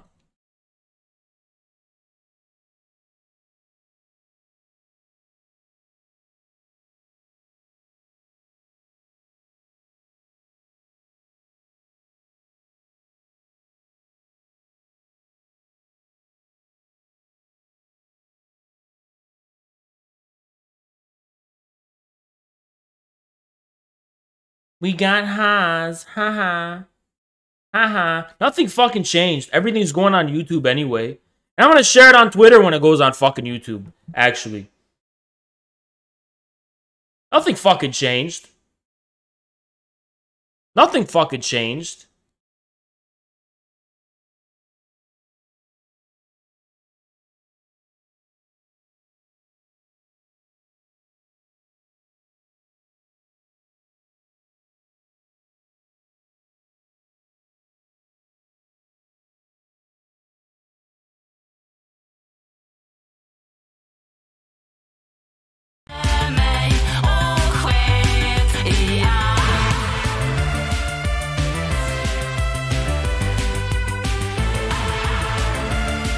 We're gonna continue with fucking Carl Bitch's tweet or whatever.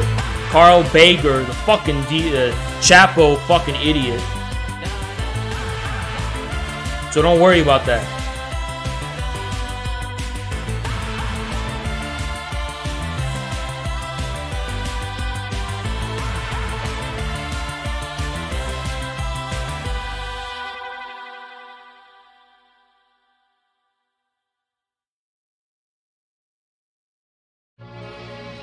Gang, gang, gang. They talking down on my name. Don't let them run off with the name. Man, I just run with the game. ASAP boys came with the flame. Gang, gang. They talking down on the game. They wanna rap with the name, but this ain't no regular name. Gang, gang. They tryna run with the name. I might pull up with 3Ks, but I do not fuck with no claim. Gang, gang, them boys not flexing the same. I'm done with adjusting the fame. Pull up on your set, leave a stain. Gang, gang, I tell them come fuck with the gang. I tell them don't fuck with the game. It's time to fuck up the whole gang. Come fuck with the mob. Shout out to the lords and the guys. In love with my bitch cause she vibe. My eyes like the stars. I tell that bitch cover your eyes. Cause fucking with me you go blind. She losing her mind. We kissed the Frank Ocean and blind. Convincing my bitch to go blonde. Was born in the dark. I kill you, you open my blinds. On yams and that's word to my mom. Modular man with cases I'm still trying to beat. A bunch of shit from a long time ago. The bigger they are, the harder they fall. Like dominoes, nigga Geronimo's. When it's my time to go adios. Vominos, like a no Dominicano. But eat the toast, on with platinos. Dealing with life in its highs and lows. I'm just living like I'm supposed. I guess it's called living shit, I suppose. I'm on my live alone, die alone. Ain't talking about spending or buying clothes. I'm about my business, but I'm alone. I still had the vision when I was broke. Fucking on bitches and foreign hoes. Flying out women's to boring shows. I pray to God I don't overdose. I put ASAP on my tab. I put New York on the map. I put the gang on the flame. They gon' remember the name. I don't know how we're gonna fucking continue the stream without Nightbot. I'm gonna be honest. If Nightbot doesn't work, I don't know how we're gonna continue the stream. We need Nightbot working to stream. I can't fucking react to shit without being able to show the fucking chat. So I might have to end the stream. I'll try to keep going, but yeah, if we can't get Nightbot to work, we're just gonna end the stream.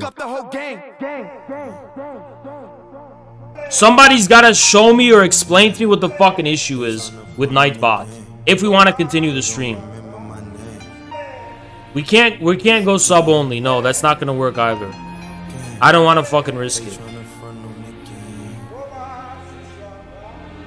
Don't give them. I'll be back tomorrow. I just have to. Neat Feet's the one who set this shit up.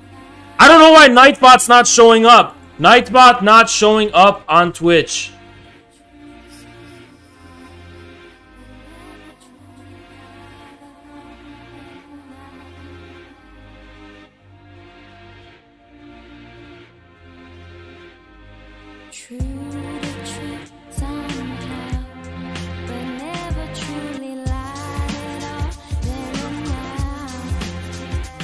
Someone ignored Nightbot.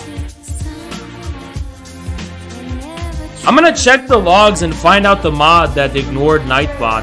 Whoever the fuck did that, you're getting perma. Apparently that was the issue, is someone ignored Nightbot. Let me check the logs and see who did that.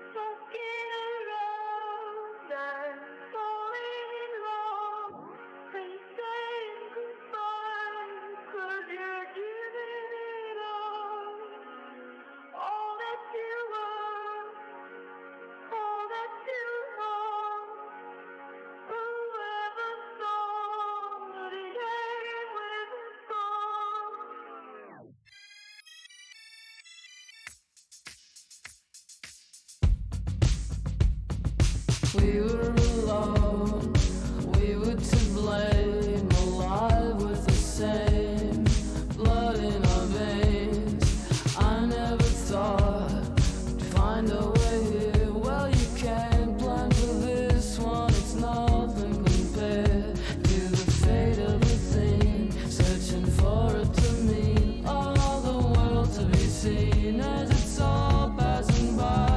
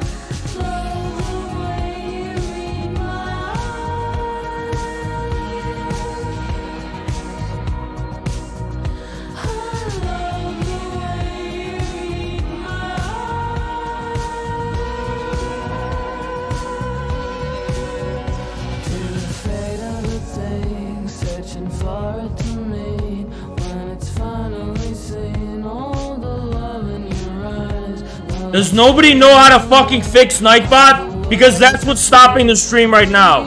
That is what is halting the stream. Does anybody fucking know how to fix this fucking Nightbot shit?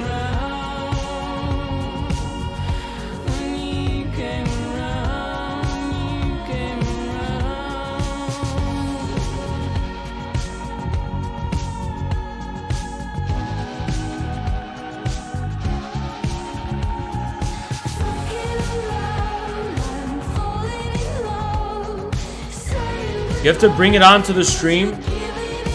What does that fucking mean?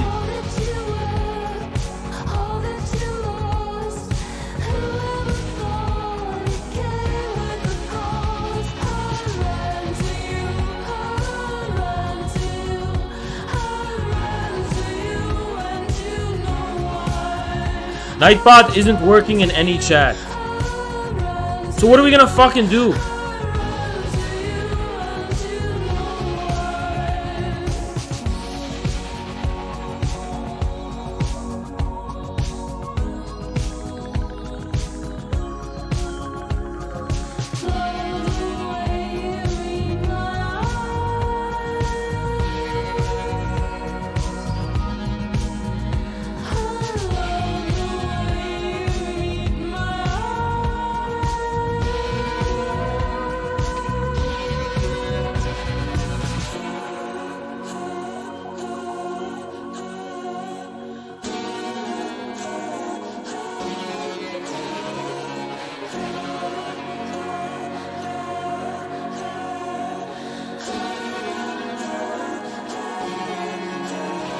I guess this is all we can fucking do for now.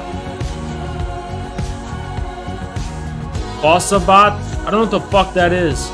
Fossabot? What the fuck is Fossabot? We're just gonna have to do the ugly chat. Because that one doesn't show everything fucking Chatterino does.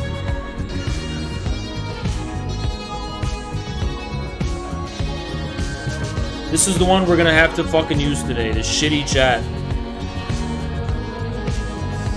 Oh, God. What a shame. What an absolute fucking shame. Yeah, I know, it sucks.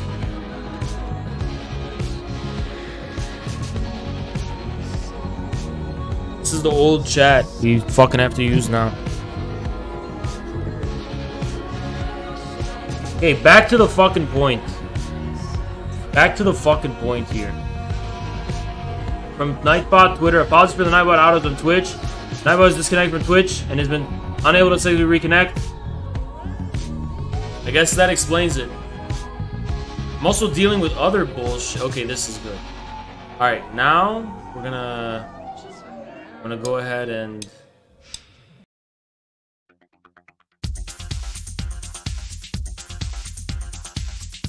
do that.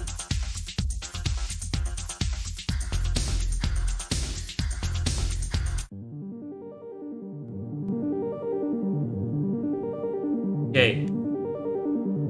Carl Bajer, you dumb fuck. You stupid fuck, Carl Bajer. Let's see who else retweeted it, guys. Who else retweeted it? Oh, another 2,000 follower account. More 1,000 follower accounts. Carl Bajer, thank you so much for retweeting it. Jeff, who literally looks like the soy. He literally looks like the fat soy jack guy in his avatar. 15,000 followers. Carl Bajer, 60,000 followers. Oh, congrats, guys. Hasan is getting totally dunked on. The biggest fucking accounts on Twitter are coming after him. What an own. Yeah, Hasan is totally getting owned.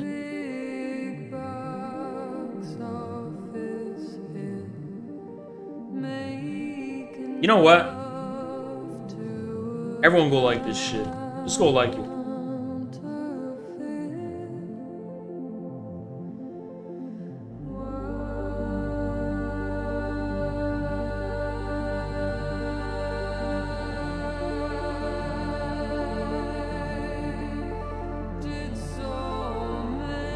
This is fundamentally fucking true.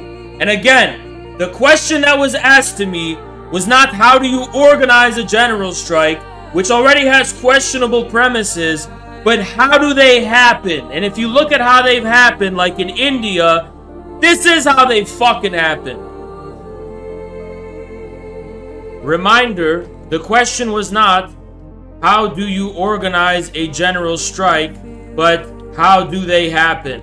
And that is how they've fucking happened in recent years. For example, in India, November 2020.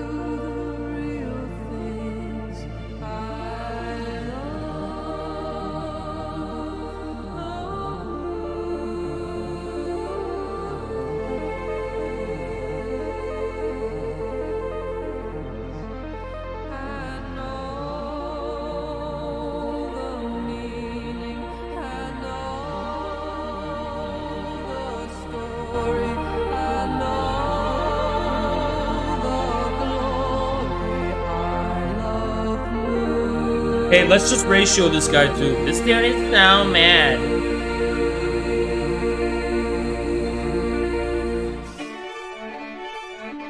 Your gyno is showing. 5,000 likes. Let's go.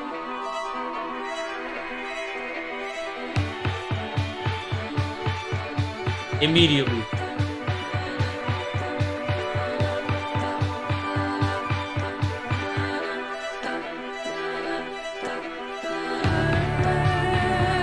Because you're fucking trying to unionize social parasites whose interests do not align with the fucking working class in general. That's why I fucking oppose it.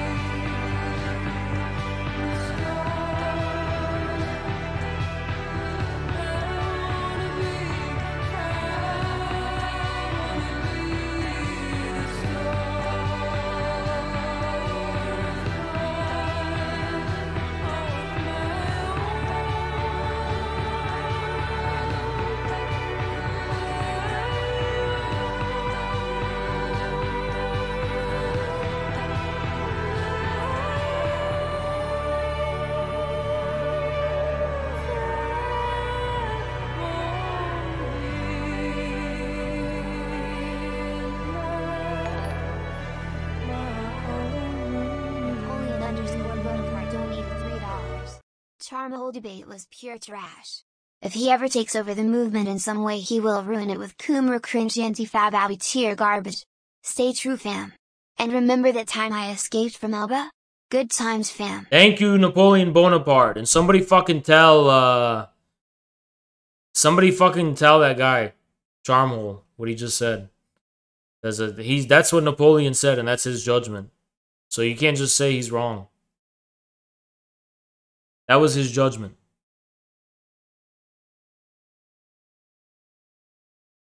You can't just say he was wrong.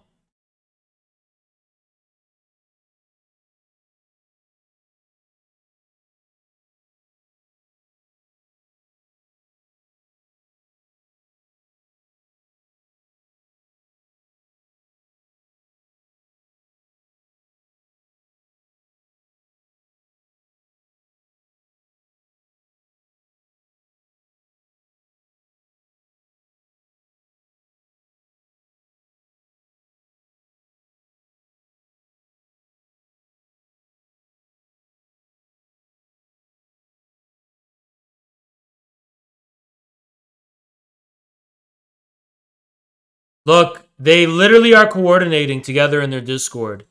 Your manhood is forfeit. No, what should I say? They're literally coordinating in Discord to... Let's just go to war with them right now. Let's just do this and have this fun. Let's just do this. Ready? You want to play this game?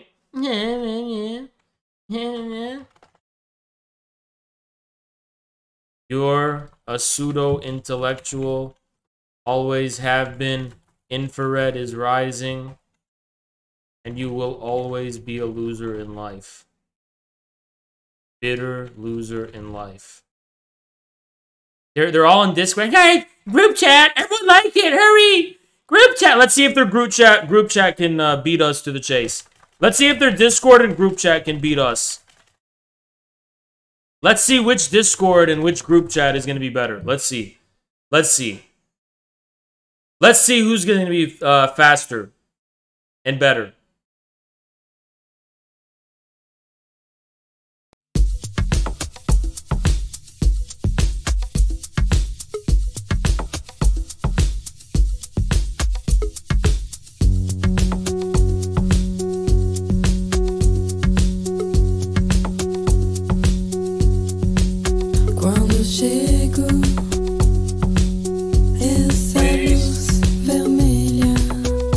Infrared is rising. Infra 8 has.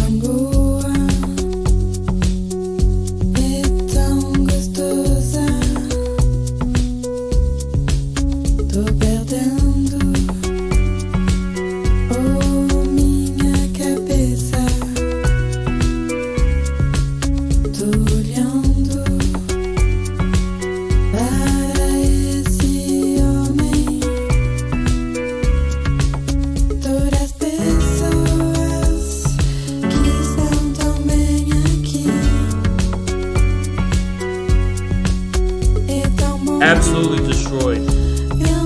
Absolutely destroyed.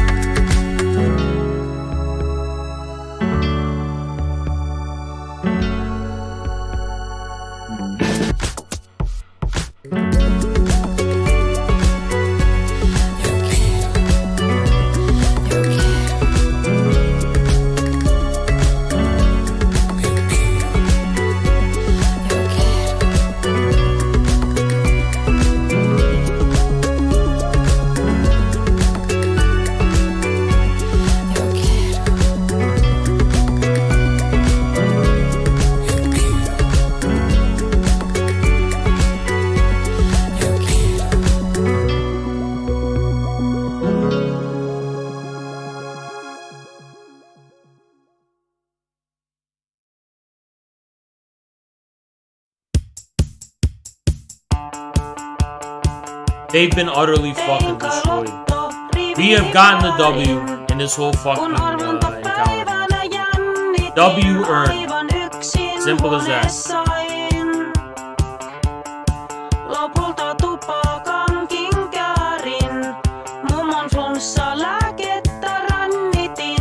W earned. Alright, bitch. I'm blocking them. We're done. They didn't want to come on stream, so they admitted they fucking lost. They're done.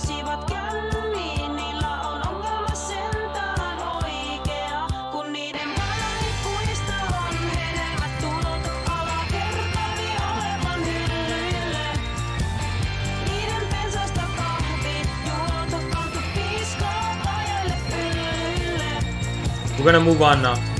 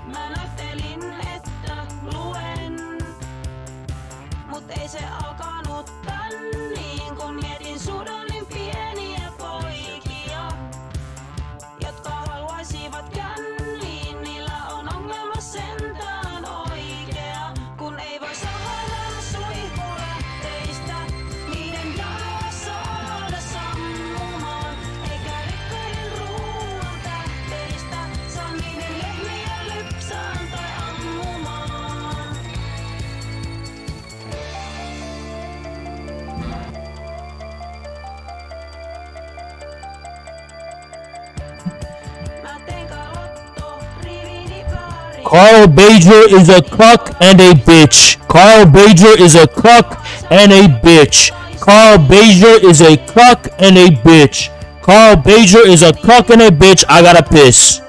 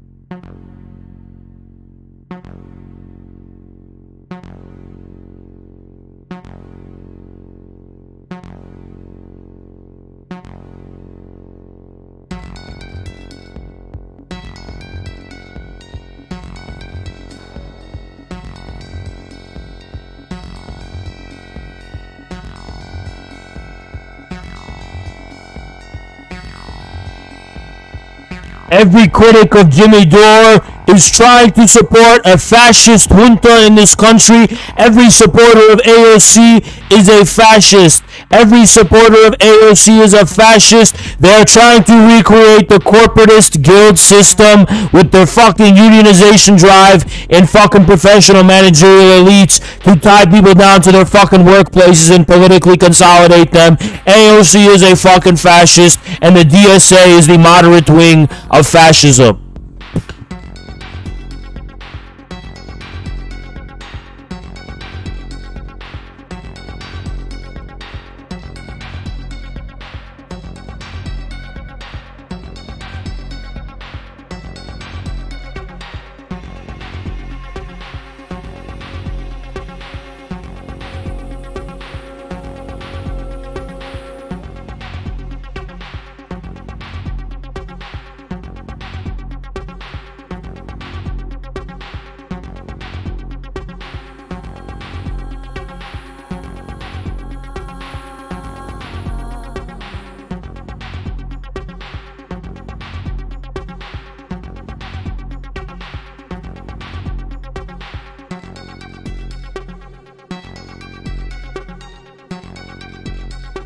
Hey!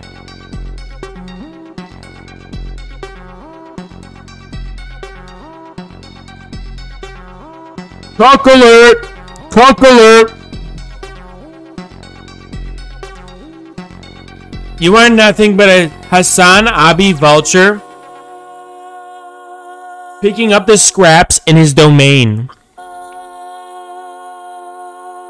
You are nothing but a bitch in my chat. And by the way, Hasan's starting to pick up my fucking scraps and Jackson's scraps because Hasan spends time reacting to us now, bitch. Fuck Hasan. The fuck is Hasan? Go play Pokemon with Ludwig, you little bitch.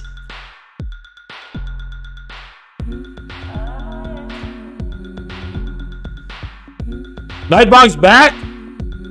I believe it when I see him in my fucking chat. I don't see him in my chat.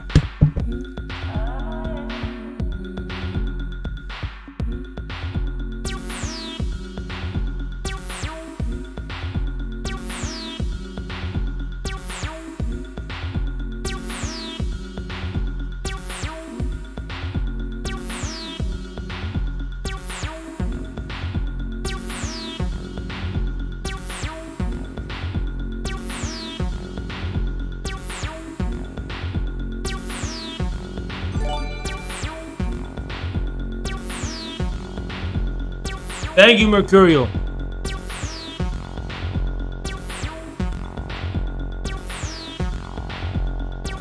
Oh, he's back!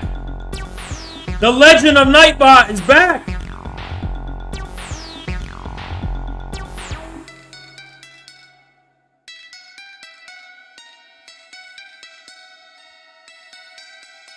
He's back! There we go. We're good now. We don't gotta worry. Nightbot's back. Chadbot. It's Chadbot. Alright, we're gonna watch this video. If you want to understand the difference between politics in the USA versus China. And we're gonna fucking speed it up because this guy's a slow talking asshole. And he sounds soy. Hey, what's up? Today we're opening up coverage on China.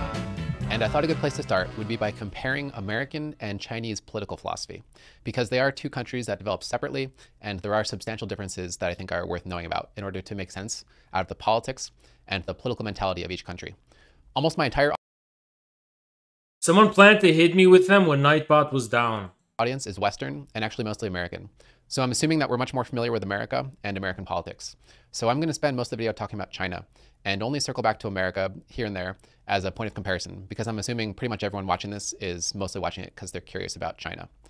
Also, this entire video is going to be a series of generalizations, at the risk of actually being overgeneralizations, that I think just comes along with having to cover this sort of topic without it being like a 700-page book.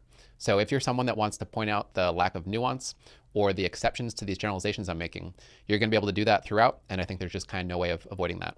So just be warned, that's what you're getting into when you're signing up for watching this. This is going to start kind of simple and get more complex as I go on. So if in the beginning I'm saying things you've already heard before, don't give up on me because it'll get more interesting.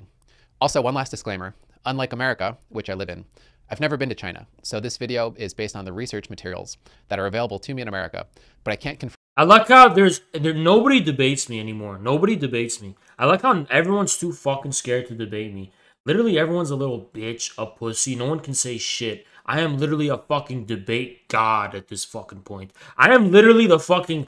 What? Who will fucking dare debate me nowadays, huh? Nobody will come and fucking debate me. There's not one person who's got the confidence to come up to me and be like, hey, you're a dumb fuck, you don't know what you're talking about, and I'm gonna show you why. Nobody can fucking do that anymore.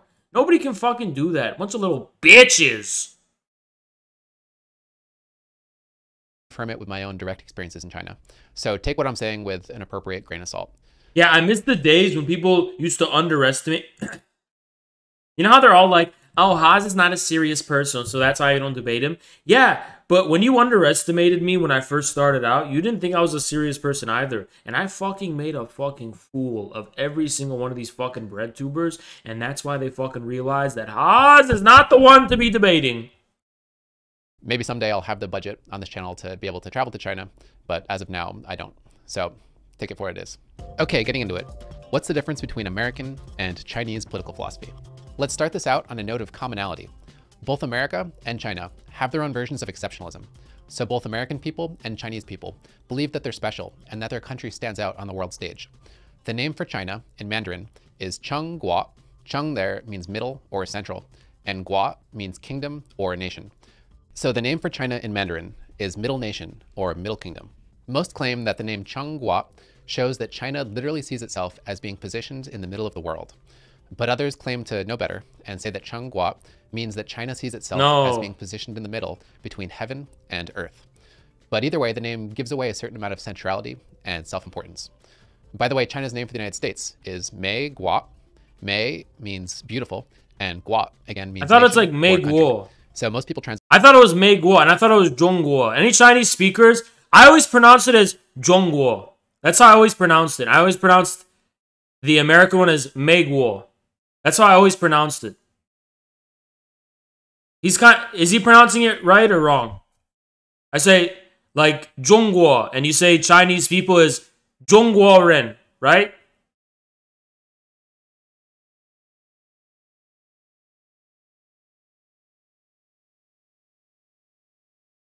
Translate Mei Guo to mean beautiful country. It's controversial whether or not there's actually any significance behind that, but I thought it was nice to point out given how tense things are between America and China right now. Unlike America, which is a relatively new country. I'm actually right? Okay. China is very old. Chinese history stretches so far back that it sort of gets lost in the mists of time. The earliest dynasty, the Xia dynasty, might not say I am American is 我是美国人. And then say you are American is 不是美国人. Is it correct or I have it wrong?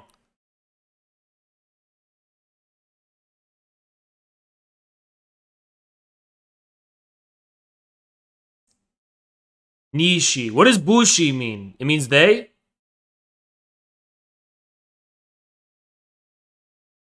What is they? Sure. It means sure? Really? Oh, it means you're not. Oh, 我不是美国人. It means I am not American. I remember.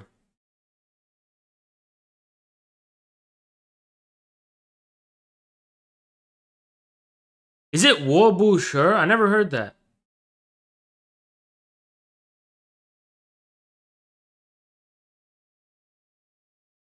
But Ren is pronounced Jen. Really? Even be real. Many believe that it's mythological because there's so little evidence that it ever even existed. So the point is that China is old, and Chinese history stretches She sounds like sure. Sure. As far back as our records are able to take. I don't know. So China's unusual in that it can claim thousands of years of history. And not only that, but it's a historically dominant civilization, capable of pulling off impressive feats of architecture and contributing many inventions to the world, like paper, gunpowder, silk, porcelain, the compass, printing techniques, and more. What I'm basically getting at here is that Chinese people are proud, and they think China is special, and you could even say deservedly so. China was a dominant civilization all the way up until modernity, so all the way up until the Industrial Revolution. When the Industrial Revolution came, China was slow to adapt, and they were dominated by foreign powers, and that went on all the way until Mao Zedong took power in 1949. So that period where China was dominated by foreign powers and was weak is referred to in China as the century of humiliation. So many in China have a chip on their shoulder from that, especially towards the countries that bullied them and treated them as inferior. The important takeaway here is that many in China see China as a historically significant country whose rightful place is to be in a dominant position on the world stage. So they see the last, say, 200 years or so as a historical aberration, which they think will be corrected soon enough as China rises in power and prestige. True. Okay, guys, I have a song. Can anyone tell me what this song is? I'm not going to show you the video because the video is kind of weird. But does anyone know the song? Someone please find me the song. I tried to Shazam it all day. I literally tried to find this song. I use Shazam, SoundHound. I use every fucking app to find this song. Someone tell me what this song is.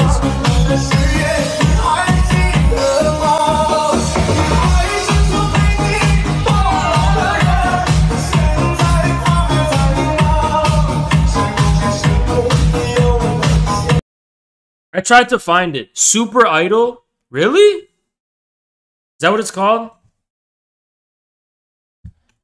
Chinese song Super Idol. I saw it on Twitter or something. Oh, that's it? Super Idol 知道你有多可爱 No, it's not. What the fuck are you talking about?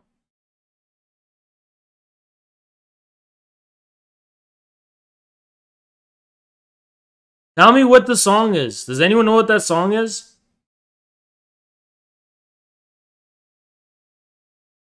Does anyone know what the song is?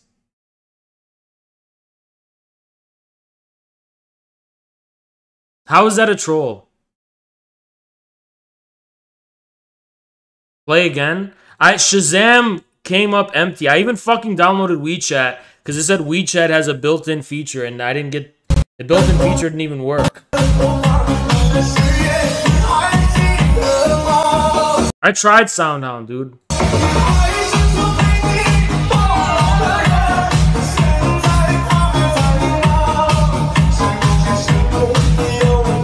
I like this song. I like it. I want to listen to more of it. Does anyone find that song is? Get a Chinese speaker?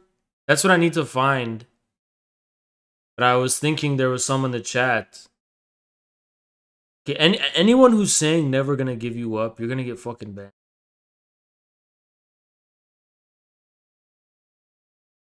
I literally spent like 2 hours trying to find it today. I'm not even lying. I spent like hours looking for that. Can Ezra help? I didn't want to bother Ezra about that shit, you know? It's kind of a weird question. It's like, I don't know. If he's watching now, then if you can find it, please tell me. But I don't want to like bother him with that. You know what I mean? I'm fine bothering you guys.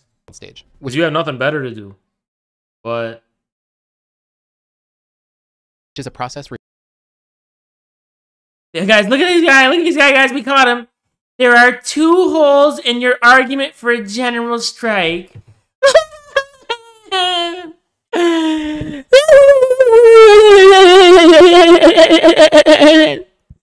dude, do you have another joke?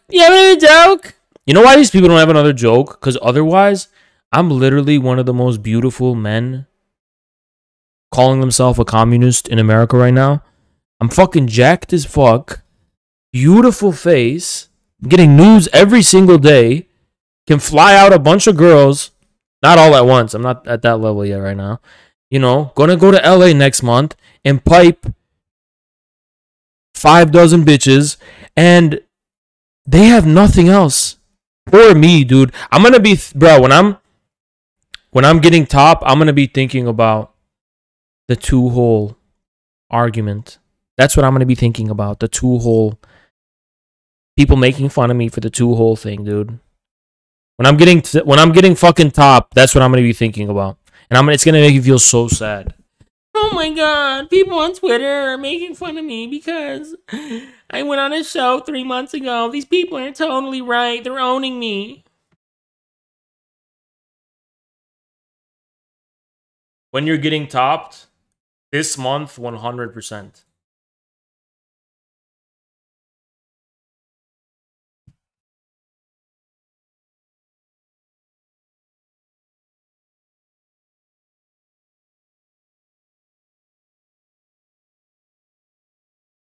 Why are you in home at a Saturday night? I don't know. Maybe it's because I'm a streamer. Maybe it's because I'm a streamer. You ever thought of that? You ever thought that I'm a streamer and that this is what I do for a living? Dumbass. Referred to in China as the Chinese dream. Here's Xi Jinping giving his thoughts on it. In my opinion, achieving the rejuvenation of the Chinese nation has been the greatest dream of the Chinese people since the advent of modern times. This dream embodies the long-cherished hope of several generations of the Chinese people, gives expression to the overall interests of the Chinese nation and the Chinese people, and represents the shared... You're home on a Saturday night? Pathetic. Pathetic. Let me tell you guys the truth. Getting laid makes you weak. Getting laid makes you weak. I fucking made you guys the promise that in October, I was gonna pipe somebody, and I did. And it made me weak. Not gonna lie. I lost my magic touch for weeks. And now I'm starting to recover from it. Now I'm starting to recover. But I did lose. It does make you weak. Make no mistake. It makes you weak. It makes you weak. Streamer chads don't stay home the weekends. I don't give a fuck about Hasan. It's fucking cold out. It's gonna fucking snow tomorrow. 12 inches. So what the fuck do you want? And yeah, actually nutting, sex makes you weak. Trust me, it does. You lose your edge. It makes you lose your fucking edge. It makes you less sharp. It makes you less focused. And it makes you less of a fucking warrior. Here's the truth. This is something Zerk... I'm going to give Zerka credit for this because he's the one who said it first, right? And he was always right about this shit. He was always fucking right about this shit. Sex has to be the reward that you reward yourself with. If you don't make it a reward for something you earned, it will fucking destroy your manhood. You have to, you should only reward yourself with sex after you've made a success in real life. You grinded, or you made a breakthrough, you capped 10,000 views, something like that. Don't fucking just do it because listen, the reason why women are interested in you is because of your success. If you focus on women, they're going to suck your success out of your body. And if you keep focusing on them, eventually they're going to have the upper hand. They're going to have the leverage. They're going to leave you and you're going to have nothing. So you got to keep at arm's length. Listen, I'm talking if you're a miserable degenerate like myself. Now, if you're in a traditional relationship and you're going to marry them, that's a different story. If I found a Muslim woman, I'll just marry her, whatever, right? But that shit didn't work out for me. So if you're in a situation like me where you just going from one after the other, you have to keep them at arm's length. Because the reason they're after you in the first place is because of your hard work. And you have to focus on your hard work, or else you're going to lose it all. That's the truth. That's 100% the truth. Aspiration of all the sons and daughters of the Chinese nation. The predominant There's other Muslim women out there. Chinese moral philosophy, historically speaking, is Confucianism. I don't trust nobody anymore. That's the thing. So basically, Confucianism is to China. Ideally, yeah. And you know what? I'm going to tell the truth. I'm speaking for a lot of Muslim men as well. We do not move. We are not in our natural habitat. Our natural habitat is to be with other Muslim women and get married. That's our natural habitat. But when we move to Western countries, we beat 50 cheeks or more before that happens, because you have to understand, right? With Arab or Muslim, Middle Eastern, I don't know what you want to call it, with these type of couples, it's an arms race. So that means the men are very, very potent, and they have very high-level game, very high-level sex drive, much more intense in general. Maybe I'm wrong. I could be wrong, but that's just my experience. They're much more intense. So it ends up being a lot easier for us to, pull non-Muslim women, but we're not going to marry them. That's the thing. We're not going to marry them. We're just going to hit it and quit it. And the reason why it's easy for us is because they don't know how to control us like Muslim women do. Muslim women know how to control us. They know the keys to being able to rein us in and keep our ego in check and keep us from going crazy, right? But non-Muslim women don't have the generational experience to be able to deal with us. So that's why it ends up having a lot of issues. That's the truth. That's the truth. Muslim women are different for real. They are. They genuinely are. In my experience, they genuinely are. Every time I talk to Muslim women I'm interested in romantically, it's a completely different game. It's on a different, completely different level. Completely different level. So much so that it's almost intimidating, but it's what I like. You know what I mean? But that's just too rare. And also, it's just not what I'm interested in right now. I'm just not interested in it right now because I don't know. I feel like that's what makes you happy, though. You know what I mean? I feel like that's actually what makes you happy. But fuck that shit. You know what I mean? Fuck happiness. I'll just be sad getting head. What Christianity is to the United States. But that's a very rough comparison because Christianity is a religion and Confucianism is secular. Confucianism is a philosophy that calls for the cultivation of oneself through learning and the attainment of wisdom. Muslim women aren't the same way. They're more westernized. Yeah, we're westernized too, but we still relate to each other in ways that it's hard to otherwise relate. I don't know. And doing that in the context of a rigid social order, where you know your place within it and behave accordingly. Confucianism has a top-down take on social order that places the highest emphasis on those that are in positions of power and says that if they cultivate themselves and behave well, then good things will follow. Confucian thinking says that those in positions of power need to be wise and benevolent and responsible, and to take care of those below them. You know what my issue is? I can't just have a normal Muslim woman. I need her to be just as insane as I am. And that's not something you find. Like, not only does she have to be normal, not only does she have to be like, I'm talking about marriage. Not only she has to be a Muslim woman, she has to be on my level of insanity.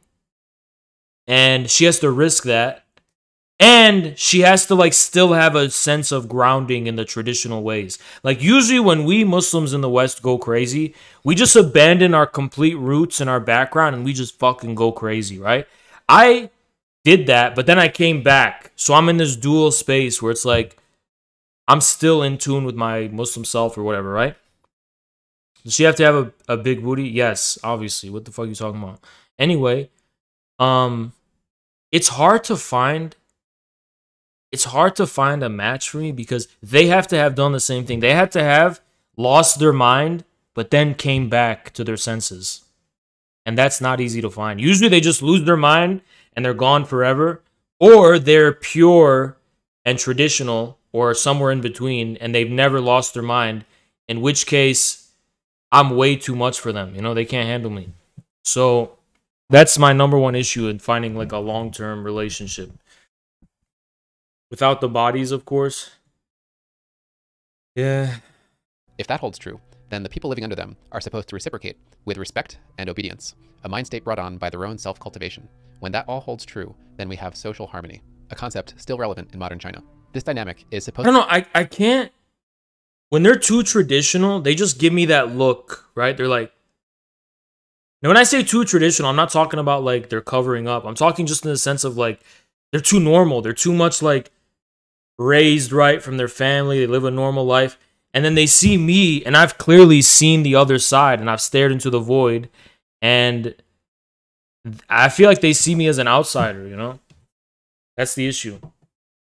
supposed to occur all the way down and all the way back up the social ladder. So Confucianism calls for paternalism all the way down the social ladder and deference all the way back up. So rulers take care of their subjects, husbands take care of their wives, parents take care of their children, and older brothers take care of younger brothers. Sounds like you might be waiting a while unless you get lucky. I don't think so, because I'm just not looking for that anymore, right? Or I'm not expecting that no more. But I am in a state where, you know, I am just gonna... I'm gonna hit it and quit it with, you know... As much as I feel like, I'm just gonna hit it and quit it. Also, those that are younger are supposed to respect their elders and even take care of them if necessary, whether it's their parents or their grandparents or even... But here's what's dangerous about me, and here's what's dangerous about me is like, it's so easy for me to just withdraw and just be like, nah, fuck this shit. Like, anything less than my queen is nothing to me.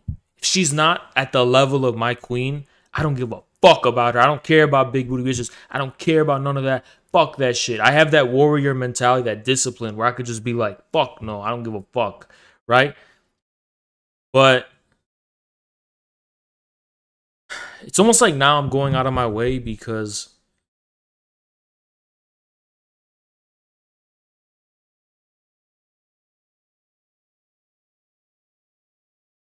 I don't know.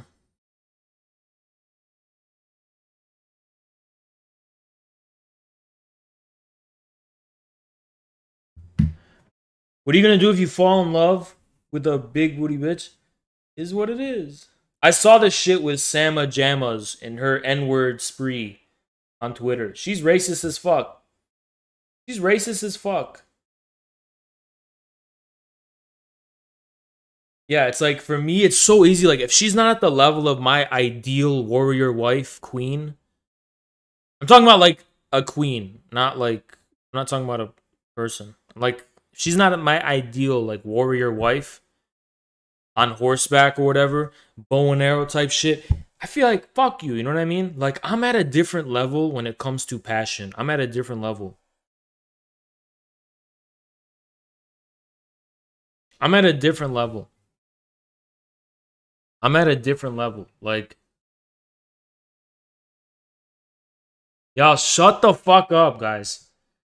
I'm at a different level where it's like, you have to be devoted to the same cause as me. And that's why I feel like I was talking about the katana, because something I realized is like, I need there to be, I need the stakes to be upped where it's a form of poetry.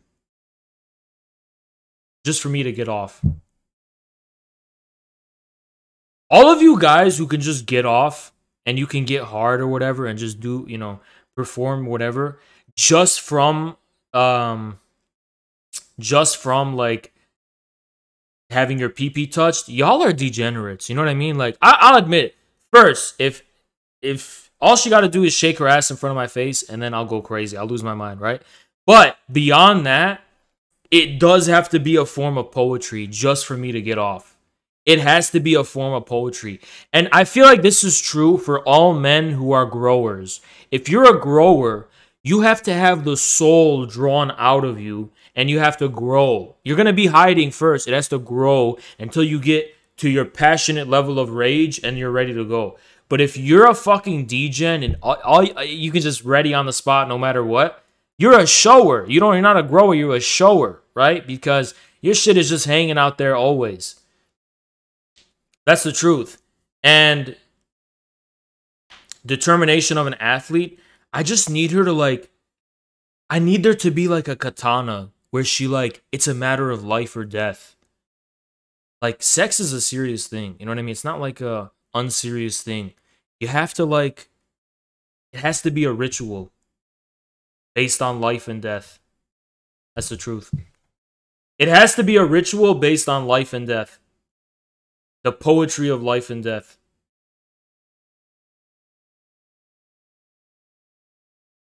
Respecting their ancestors, which is a concept called filial piety. So Confucianism emphasizes things like respect, order, stability, conscientiousness, and tradition. And these are all still relevant moral and political concepts in China. When Mao Zedong took power in 1949 and officially 5-minute doggy is officially over. The age of 5-minute doggy is long past. I'm 25 years old. I'm not like how I was in my fucking college or when I was like 20, 21 or whatever. The age of 5-minute doggy is over. Okay? It's over. I'm sorry. I didn't want it to be over, but I realize now it is. I've come a long way since then. brought communism How many minutes now? to China. The official Communist Party line. 5-minute doggy has been replaced with the ritual. The poetic ritual. I'm the poet at large. That's the truth. I'm the poet at large. I am the poet at large. That's the truth. I am the poet at large. That's the truth. The age of 5-minute doggy is over. And it's long past me. Should I change my Twitter? I mean, my Tinder. I still have a Tinder. Did you guys know that? I checked it and I have a bunch of matches. But I don't know what to say to them. I don't know what to say to them. These matches. Ooh, who the fuck is this? What do people say on Tinder? I feel like they should be the ones to message me because I'm famous.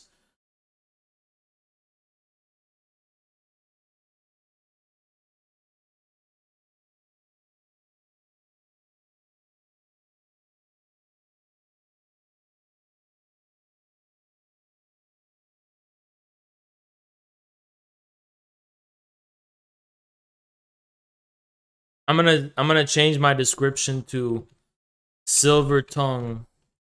I'm gonna say I got that silver tongue.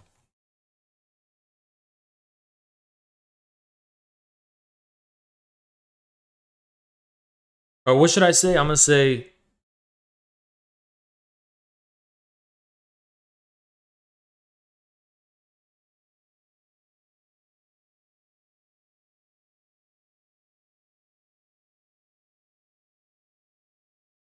no, Gaga's the last person I'll fucking ask for help. All Gaga will do is sabotage me because I don't even know who the fuck she's working for anymore. Let me see.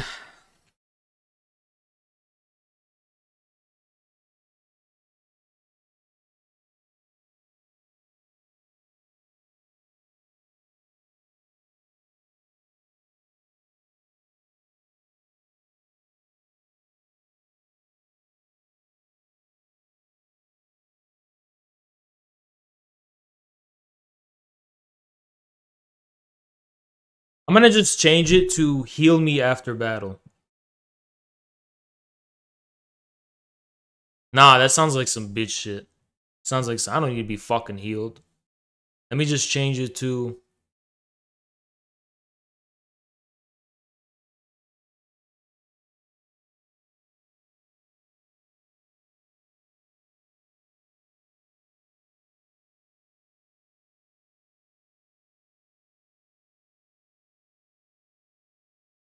How about I just say all I care about is big booty?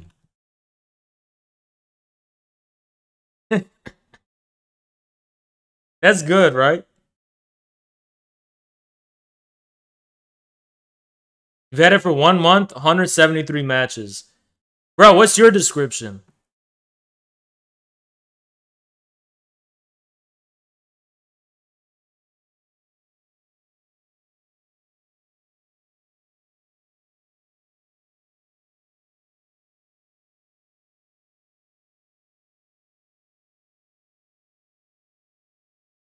I feel like I like my description now because it filters out everybody. But I'll just say infrared. I'll just remove it because, nah, bro. I'm going to just say... Oh, whatever. I'll just see. I feel like I filter out a lot of people where I could just DM them and be like, yo, we good. You know what I mean? Like, you already know what I'm here for. Was to don't want to waste time. About Confucianism and to call it bourgeois. So Confucianism officially disappeared from China for a while. But since then, it's been rehabilitated. Accounts with 16K plus tweets are calling us nerds. I don't give a fuck. And modern leaders from the Chinese Communist Party now openly invoke Confucian principles, like social harmony, which means that Confucianism and the principles of the Chinese Communist Party now officially coexist in China. The Chinese Communist Party, or the CCP, informs the political structure of China, and the ideology of the CCP is based in Marxism-Leninism. Marxism-Leninism is Vladimir Lenin's take on Marxism, as he tried to apply it to Soviet Russia, and it calls for a self-appointed political elite to seize power and then rule society in the name of the people. That's the dumbest description of Marxism-Leninism I've ever fucking heard in my life. Dude, the ABCs of Marxism-Leninism, like since you're calling it Marxism-Leninism, the key thing is the peasantry. That's the key thing of MLism. That's what separated Lenin from all the other Marxists in Russia. He understood the newfound significance of the peasantry. ABCs of Marxism-Leninism is going... Bruh, you're dumb as shit. Read Foundations of Leninism. Read the Foundations of Leninism to understand Marxism-Leninism. It's based on the peasant question, the national question. Entire fucking chapters are dedicated to that. Okay, Leninism is about anti-imperialism. It's about all those things. It's about understanding the labor aristocracy. So many things you got to understand before saying that dumb shit. And it also calls for a single-party state that crushes any kind of political opposition. It frames any political alternatives to itself as a... This is the gyno take. ...threat to the people, and uses the power of the state to put it down. Private property is banned, and everyone works for the state. And there also tends to be a fair amount of social services, like housing, or healthcare, or an education. But that education is heavily propagandized. To pull all this off, the ruling single party heavily surveils the public, which can also mean propagandizing children and telling them to inform on their parents if they hear their parents saying anything politically subversive. There are a fair amount of personal freedoms in modern China.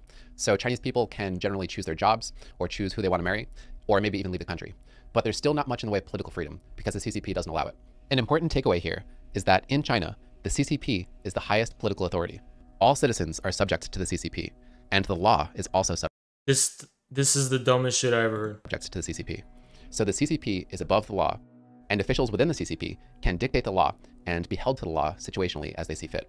So if you're a regular citizen in China and you want to, say, sue a high official in the CCP for breaking the law, say for violating the Constitution, you're not going to be able to do it. Which all means that in China, the law... Yes, you are. What the fuck? ...is a flexible... Bro, who the fuck uses OkCupid? ...concept, and the CCP is supreme. In America, law is much more inflexible. The law is above all citizens in America, and also above political parties. Okay, but... So, you just took... So, this is not true formally, okay? You're just saying this is true informally. So, why are you just treating America's as if it's just the formal level? Why aren't you talking about the informal reality of this? You see how fucking hypocritical they are? They treat America at face value, but they treat China only at the informal level. They don't treat China at face value and study the Chinese constitution and how Chinese laws are supposed to work, you get how fucked up that is? Equally accountable to it. The point is to not have contextual flexibility.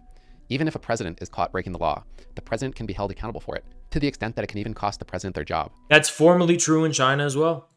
Of course, there are circumstances where some people are punished more heavily by the law, and others are able to manipulate and float above it.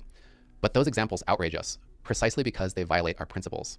We demand equality before the law, making the law supreme and inflexible. This makes law a powerful subject in America, and much of our political thought centers around what the law should or shouldn't be. Let's break down the left and the right in America and China. Governing the nation according to the rule of law and building a socialist rule of law state have been part of the Communist Party of China's official policy since the mid-1990s. So they integrate, that's a very important principle in the Chinese government and in Chinese governance.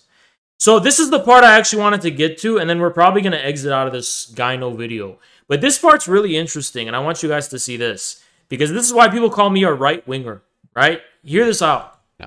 In America, you have conservatives on the right and progressives on the left. Conservatives want to keep things as they are or roll back policies to an earlier era. Progressives are interested in social reform. They want to change society into something new. So conservatives defend what we have, and progressives criticize society. Ignore his description. Just hear this. In order to create change. America was founded on the values of liberalism, which basically means having a government with checks and balances, and also having equal rights backed by law. And those rights include free speech, voting rights, and property rights. So liberal societies are both democratic and capitalistic. Conservatives tend to be associated with older versions of liberalism and are more capitalist-minded.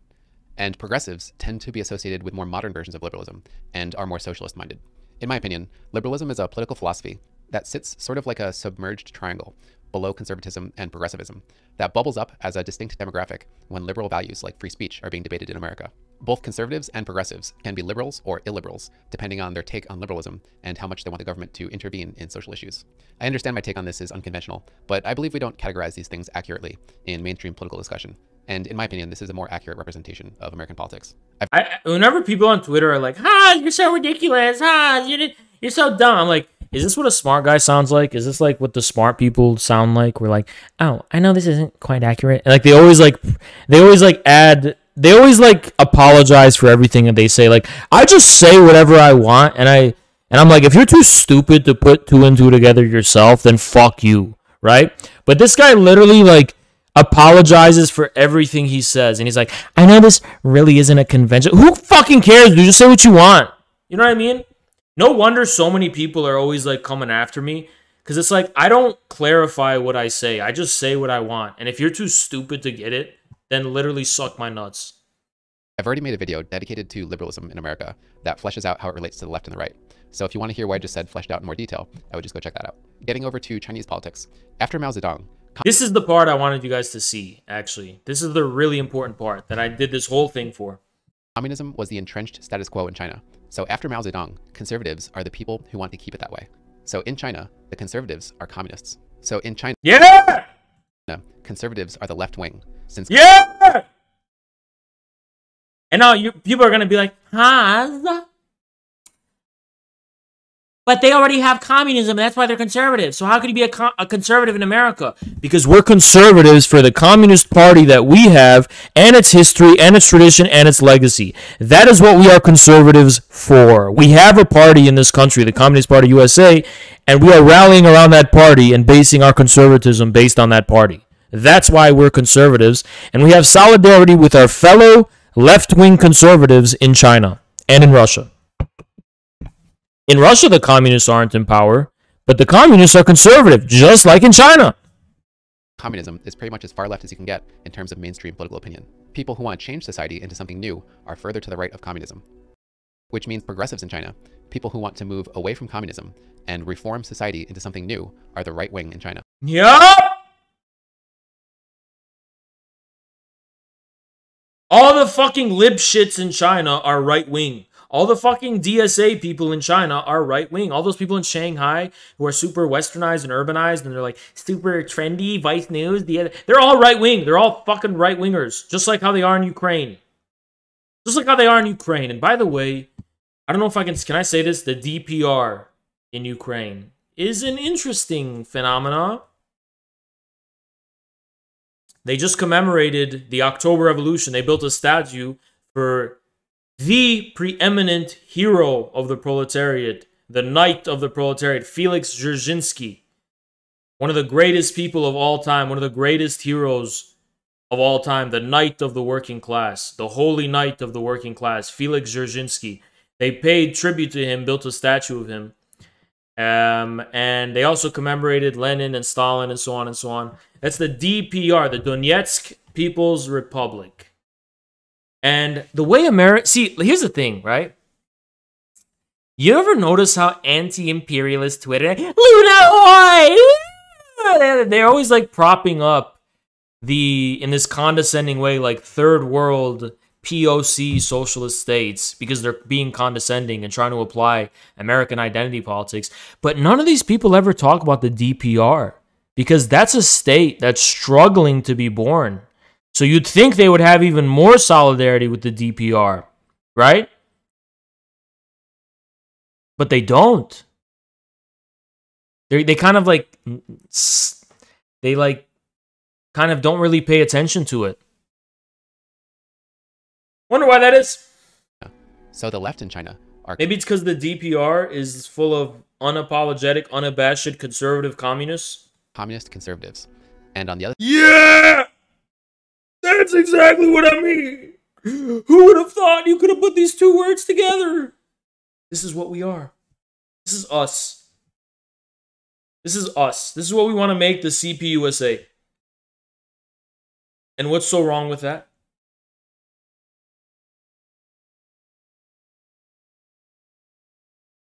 I feel like there's a soundboard for when I'm spitting game. Because what I just said right there, what's so wrong with that?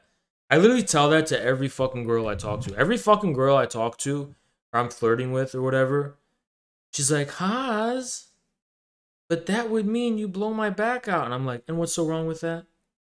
Sorry, I just triggered myself.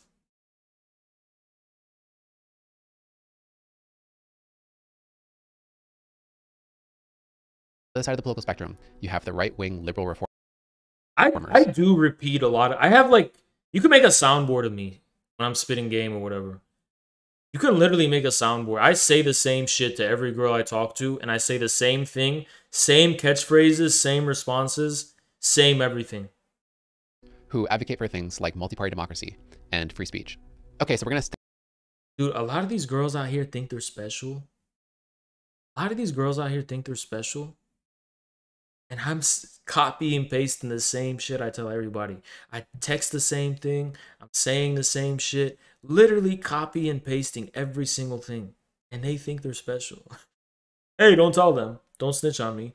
But that's the truth. I copy and paste everything. There's no difference at all. There's never a difference. Don't expose yourself. No, I'm gonna expose myself, and then if they confront me about it privately, I'm gonna be like, no, I was just telling my chat that, like, you are special, trust me. You know what I mean? So I'm not worried about snitching and shit because I'll just lie. You know what I'm saying? I'll just lie.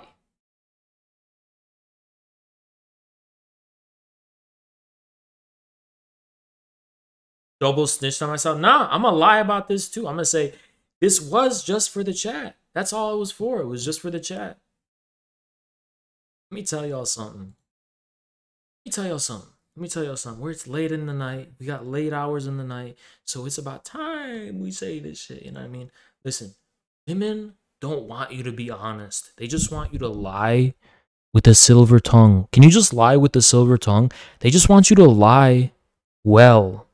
And in a way that's charming. That's all they want. They don't want you to tell the truth. Do you actually think women want you to tell the truth? They don't want you to tell the fucking truth. They want you to lie in a way that sounds good.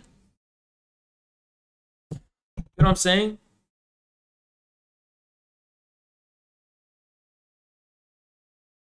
A beautiful lie.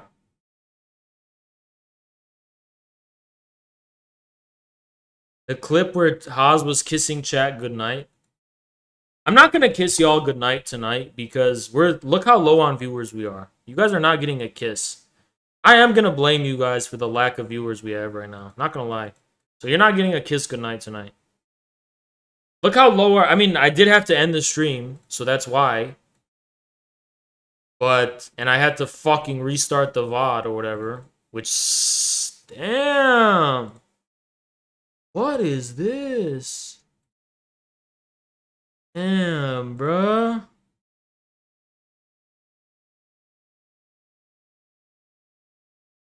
What should I open with a Tinder match? What should I open with? Base. I never know what to open with. Thank you, Apex. No evil. Appreciate you. I'm never an opener. You know, I always have to talk to people in person. Shit. I always talk to people in person. I know what to do then, but like, what do I like DM somebody? Bro, you know I DM'd that girl from the Smash tournament that I followed on Instagram? I DM'd her. I'm praying for a response.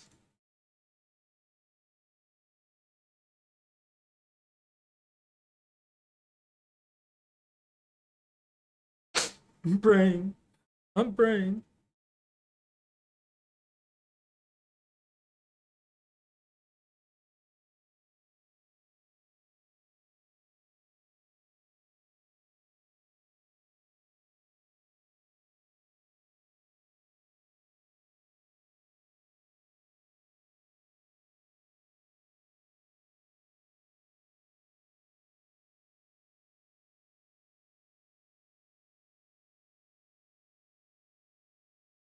Check Reddit. Oh yeah, the Reddit. Can someone find the song? Can someone find the song for me that I've been looking for all day? Someone find the song.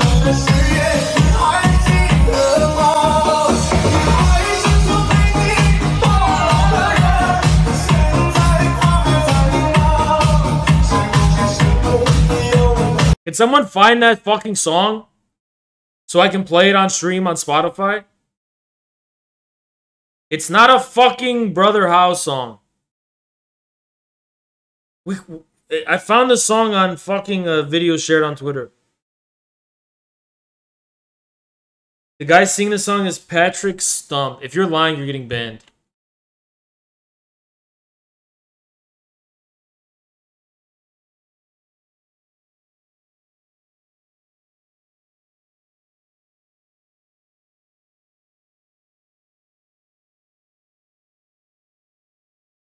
Say one word when DMing Timber Girls. They already know if they want to reply back based on your pics. That's smart. That's actually smart.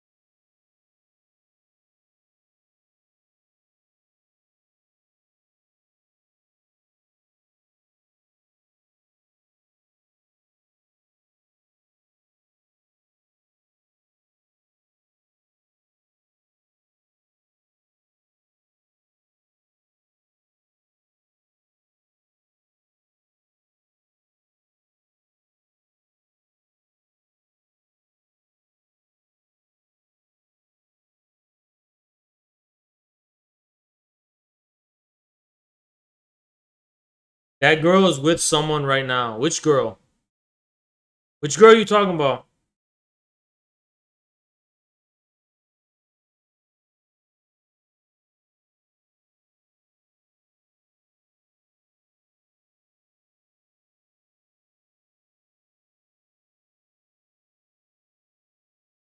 Her BF is soy. Your match? Oh, I don't care, bro. I'm not looking for a wife.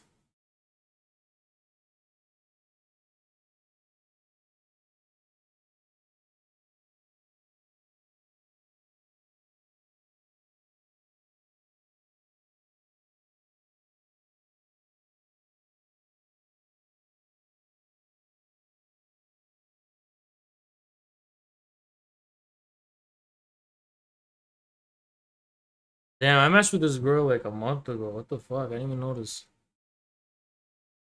Okay, whatever. I'm exiting all this shit. Oh, man.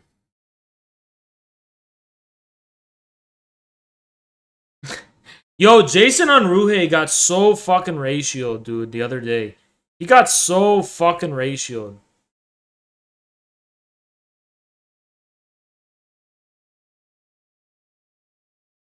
Hey, look what Stalin said about fucking academics. What do you know? Stalin on academics. Capitalism will be abolished, but not by the intelligentsia, but by the working class. Because the aforementioned strata do not play an independent role. The intelligentsia can perform great miracles and barely benefit mankind, but can also cause great harm. There you go. There you go. There you go. The harm being the DSA type of harm.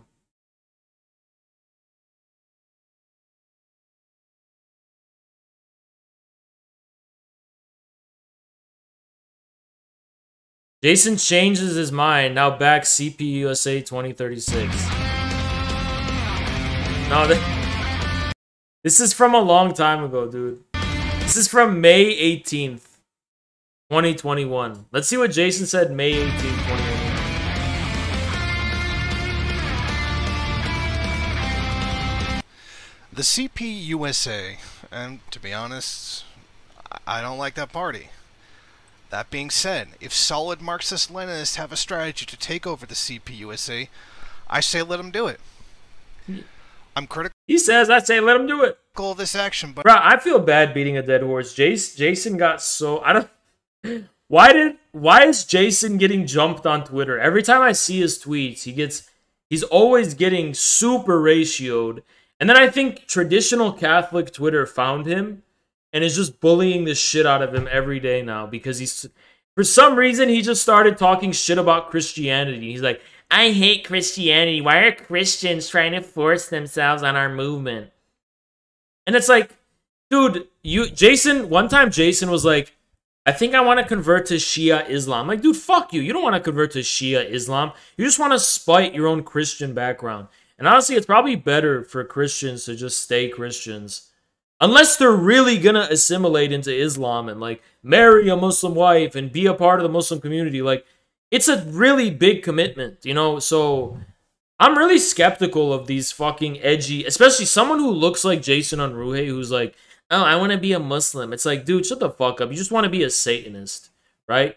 Because we Muslims like Christians. We have a, like, we see Christians as basically like, you know, and Jews, traditional Jews as well, and, you know, Jews in general. We're people of the book, you know what I mean? We don't become a Muslim to spite Christians. That's satanic. That's just Satanism, right? But what I was saying is, what was I saying? Oh yeah, we live in a primarily Christian country. We live in a primarily, I'm saying this as a Muslim. I'm a Muslim and I'm a Shia Muslim. And I have my own criticisms of Christianity myself, but those are theological in nature and not cultural. I live in a Christian country. We live in a Christian country, right? So you gotta respect the type of religion that's the most popular in the country you live in. Imagine going to a Middle Eastern Muslim country and just shitting on Islam. You know what I mean? I know our country's not that religious, but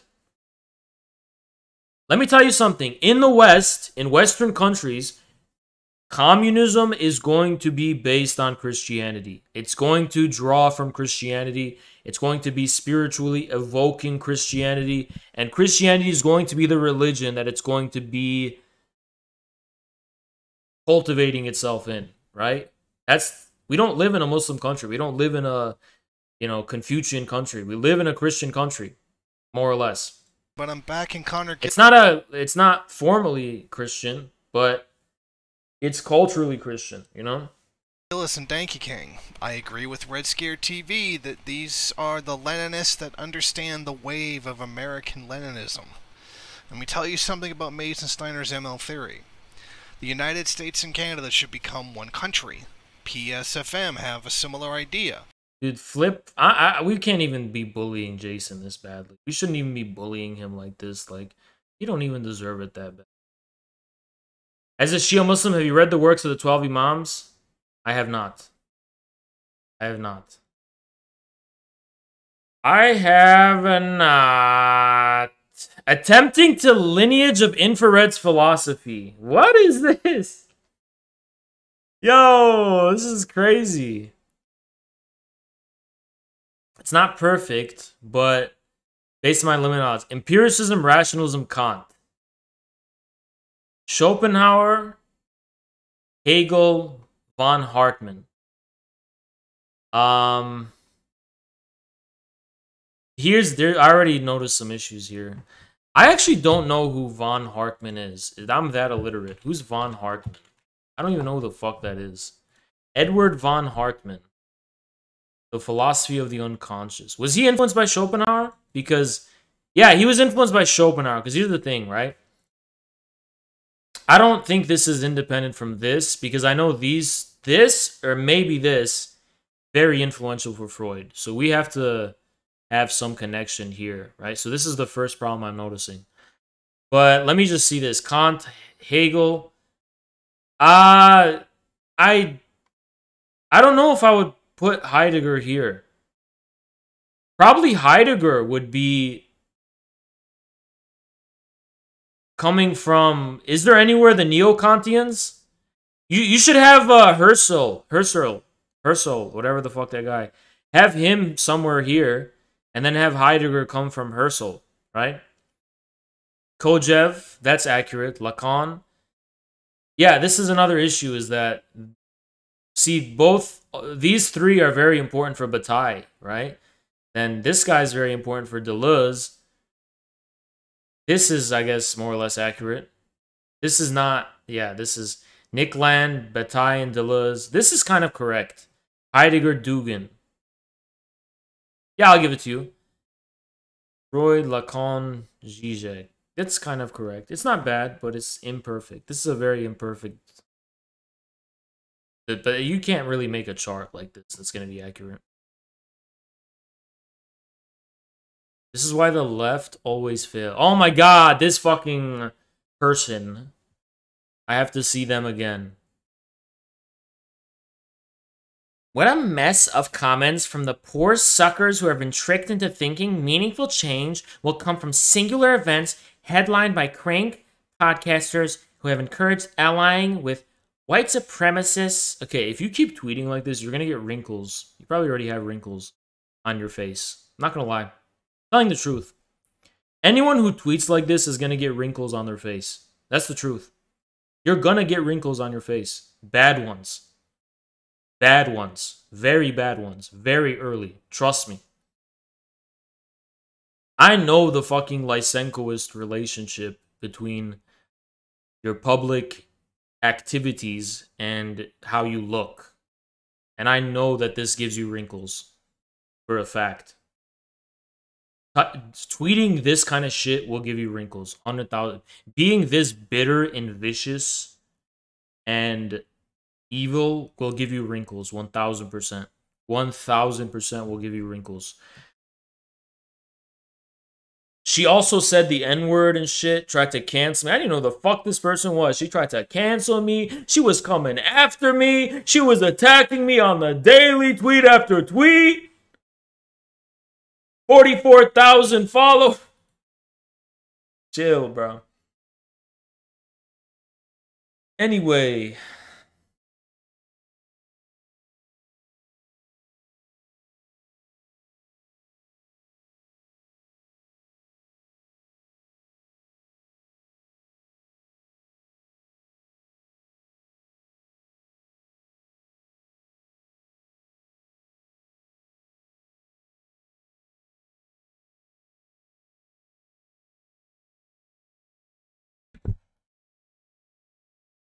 Sorry.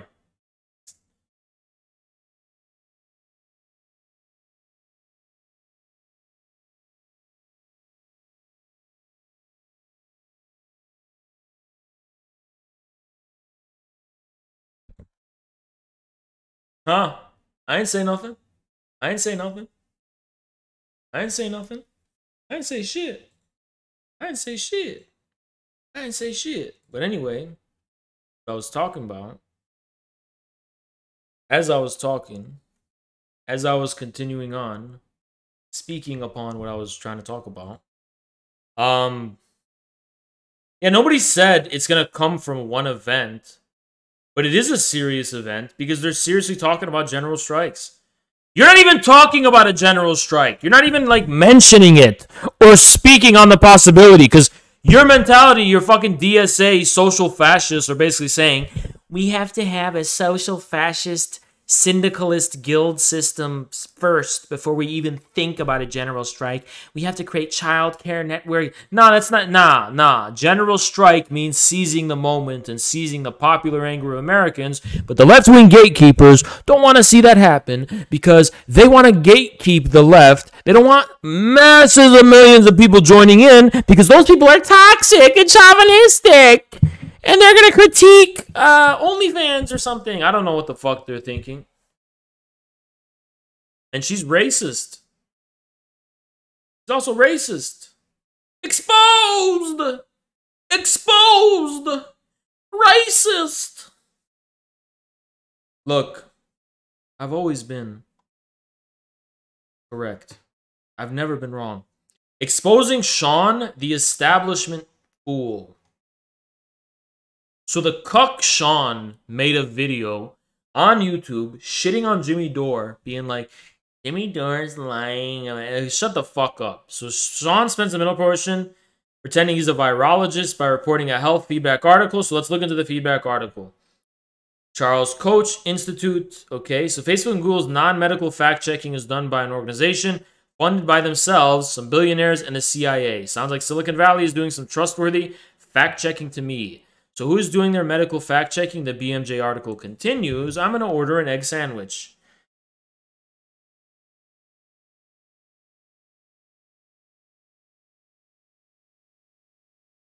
Give me 1 second. Give me 1 second. Ooh. Ooh, baby girl. Please.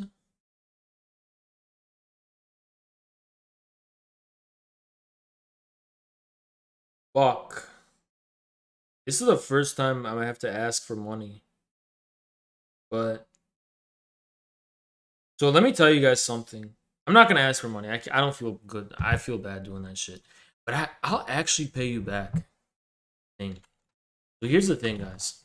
Actually, I might have enough money in my PayPal right now. Let me see. I get paid tomorrow. I get paid tomorrow. Let me see my PayPal. How much money do I have? I got paid already? Where did I get paid from? Oh, Twitch paid me on the 12th. Yeah, I got money again. Twitch paid me on the 12th. I got money. Oh, let me pay. I have to pay that person that did my thumbnails. I got paid the 12th. I didn't even notice that. So I accidentally transferred all my money to my debit card. So I didn't have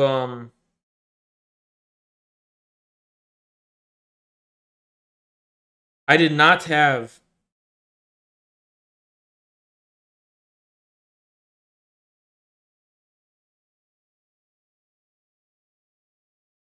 I did not have any money in my PayPal. But I got paid by Twitch. Oh, we're good.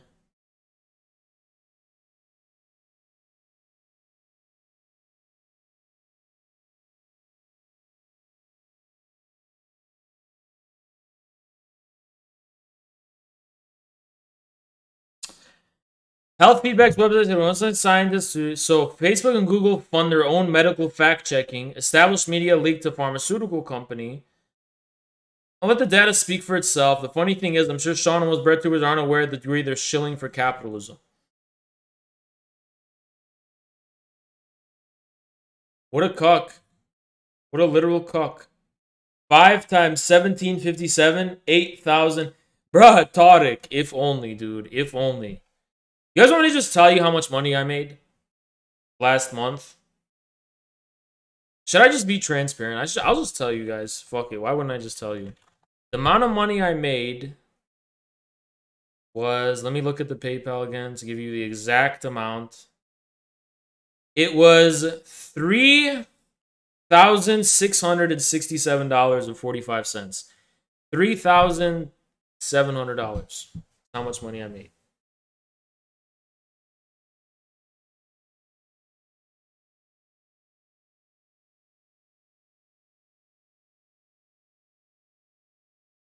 Before or after tax? Before tax. I didn't pay my taxes yet, so I do have to pay my taxes. Kanye platform, UBI? Oh, listen. I didn't even talk about this yet. Should we watch more of the Kanye thing? I didn't even talk about this yet, but let's watch this. Hold on. I'm gonna take myself public and create a universal basic income. Yeah, but publicly traded public. Yes, right? and make a universal, not even universal basic income, but universal wealth. Because if everybody has $100,000 a year, some people can spend it wrong, right, but it changes what we value. Right now, they pumping so many logos and so many, all the... Bruh, here's the thing. I don't know how we're going to sneak this in, because it'll give us away that it's our idea, and it'll expose our agents in the Communist Party. But we got to somehow connect the Communist Party to Kanye West 2024. I think Kanye will have a part to play in the third party. The People's Party or the Communists. Maybe we'll focus on the People's Party. We need to get Kanye and Jimmy Dore together in a room. That's what we got to do. Kanye and Jimmy Dore got to get together in a room. And we got to get Kanye. We got to get the CPUSA to back Kanye. Kanye is a leader. I believe in Kanye. As a symbol. As a leader.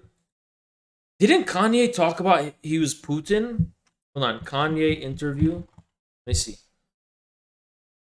My beautiful daughter. So this is where we last left off. I'm not going to... I don't know if you were here or not, but we left off here. Twisted Fantasy. We last left off here. Same year, and neither of them got nominated for Album of the Year. Yeah, wow. Not even nominated. Not even nominated. That's crazy.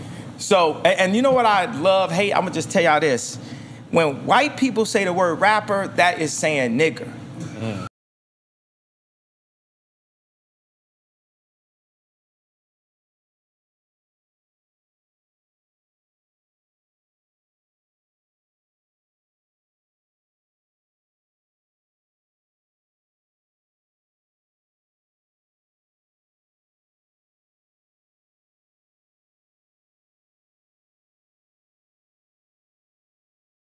Well, I'm gonna wait. If everyone comes back, we're gonna continue the stream and just do something else.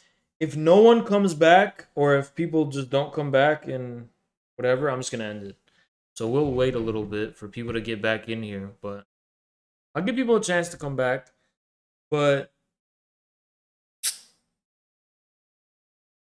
every time I have to fucking end the VOD, people just fucking leave. You know what I mean? They just fucking go, like 200 people just leave.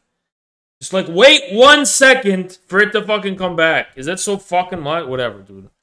Talking to a fucking chat that literally leaves when I go fucking pee for 2 seconds. No, we're not playing Minecraft. Okay? Doesn't Kanye get the pass for obvious reasons? No, he don't. We don't.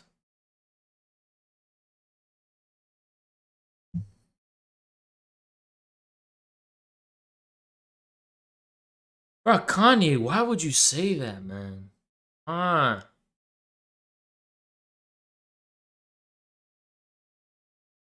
Whatever, bro. Whatever. Move past it. Move past it. Move past it. Move past it.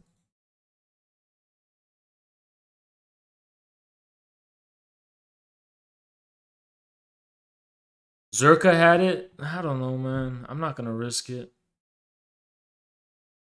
That's the thing with me, is I'm just not going to risk it, you know? Just can't risk it, you know?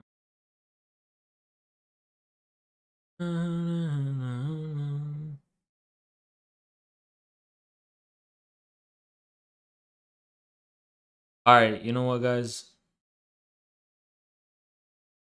2 a.m. You know what I mean? It's 2 a.m.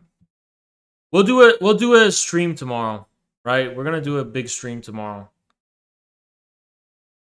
I'm sorry, guys. I know we didn't stream. We streamed like 4 hours, 2 days in a row. We're not streaming that long, but yeah, you know.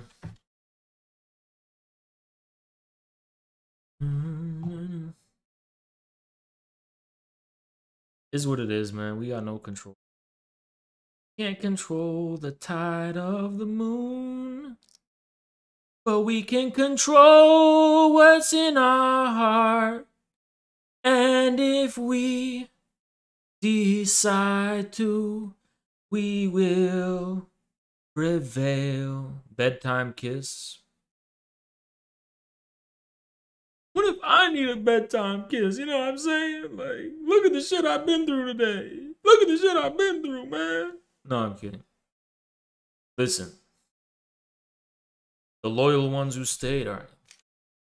Come here, come here. Don't tell nobody. Tell nobody. Don't tell nobody. Come here. One by one. Come on, one by one. On the head, right? Come on, come on, come on. Come on, stop being shy. Get over here, get over here. Okay. You two. Yes, come here. All right. There we go. Okay. Behave. Behave. See you tomorrow. Bye-bye.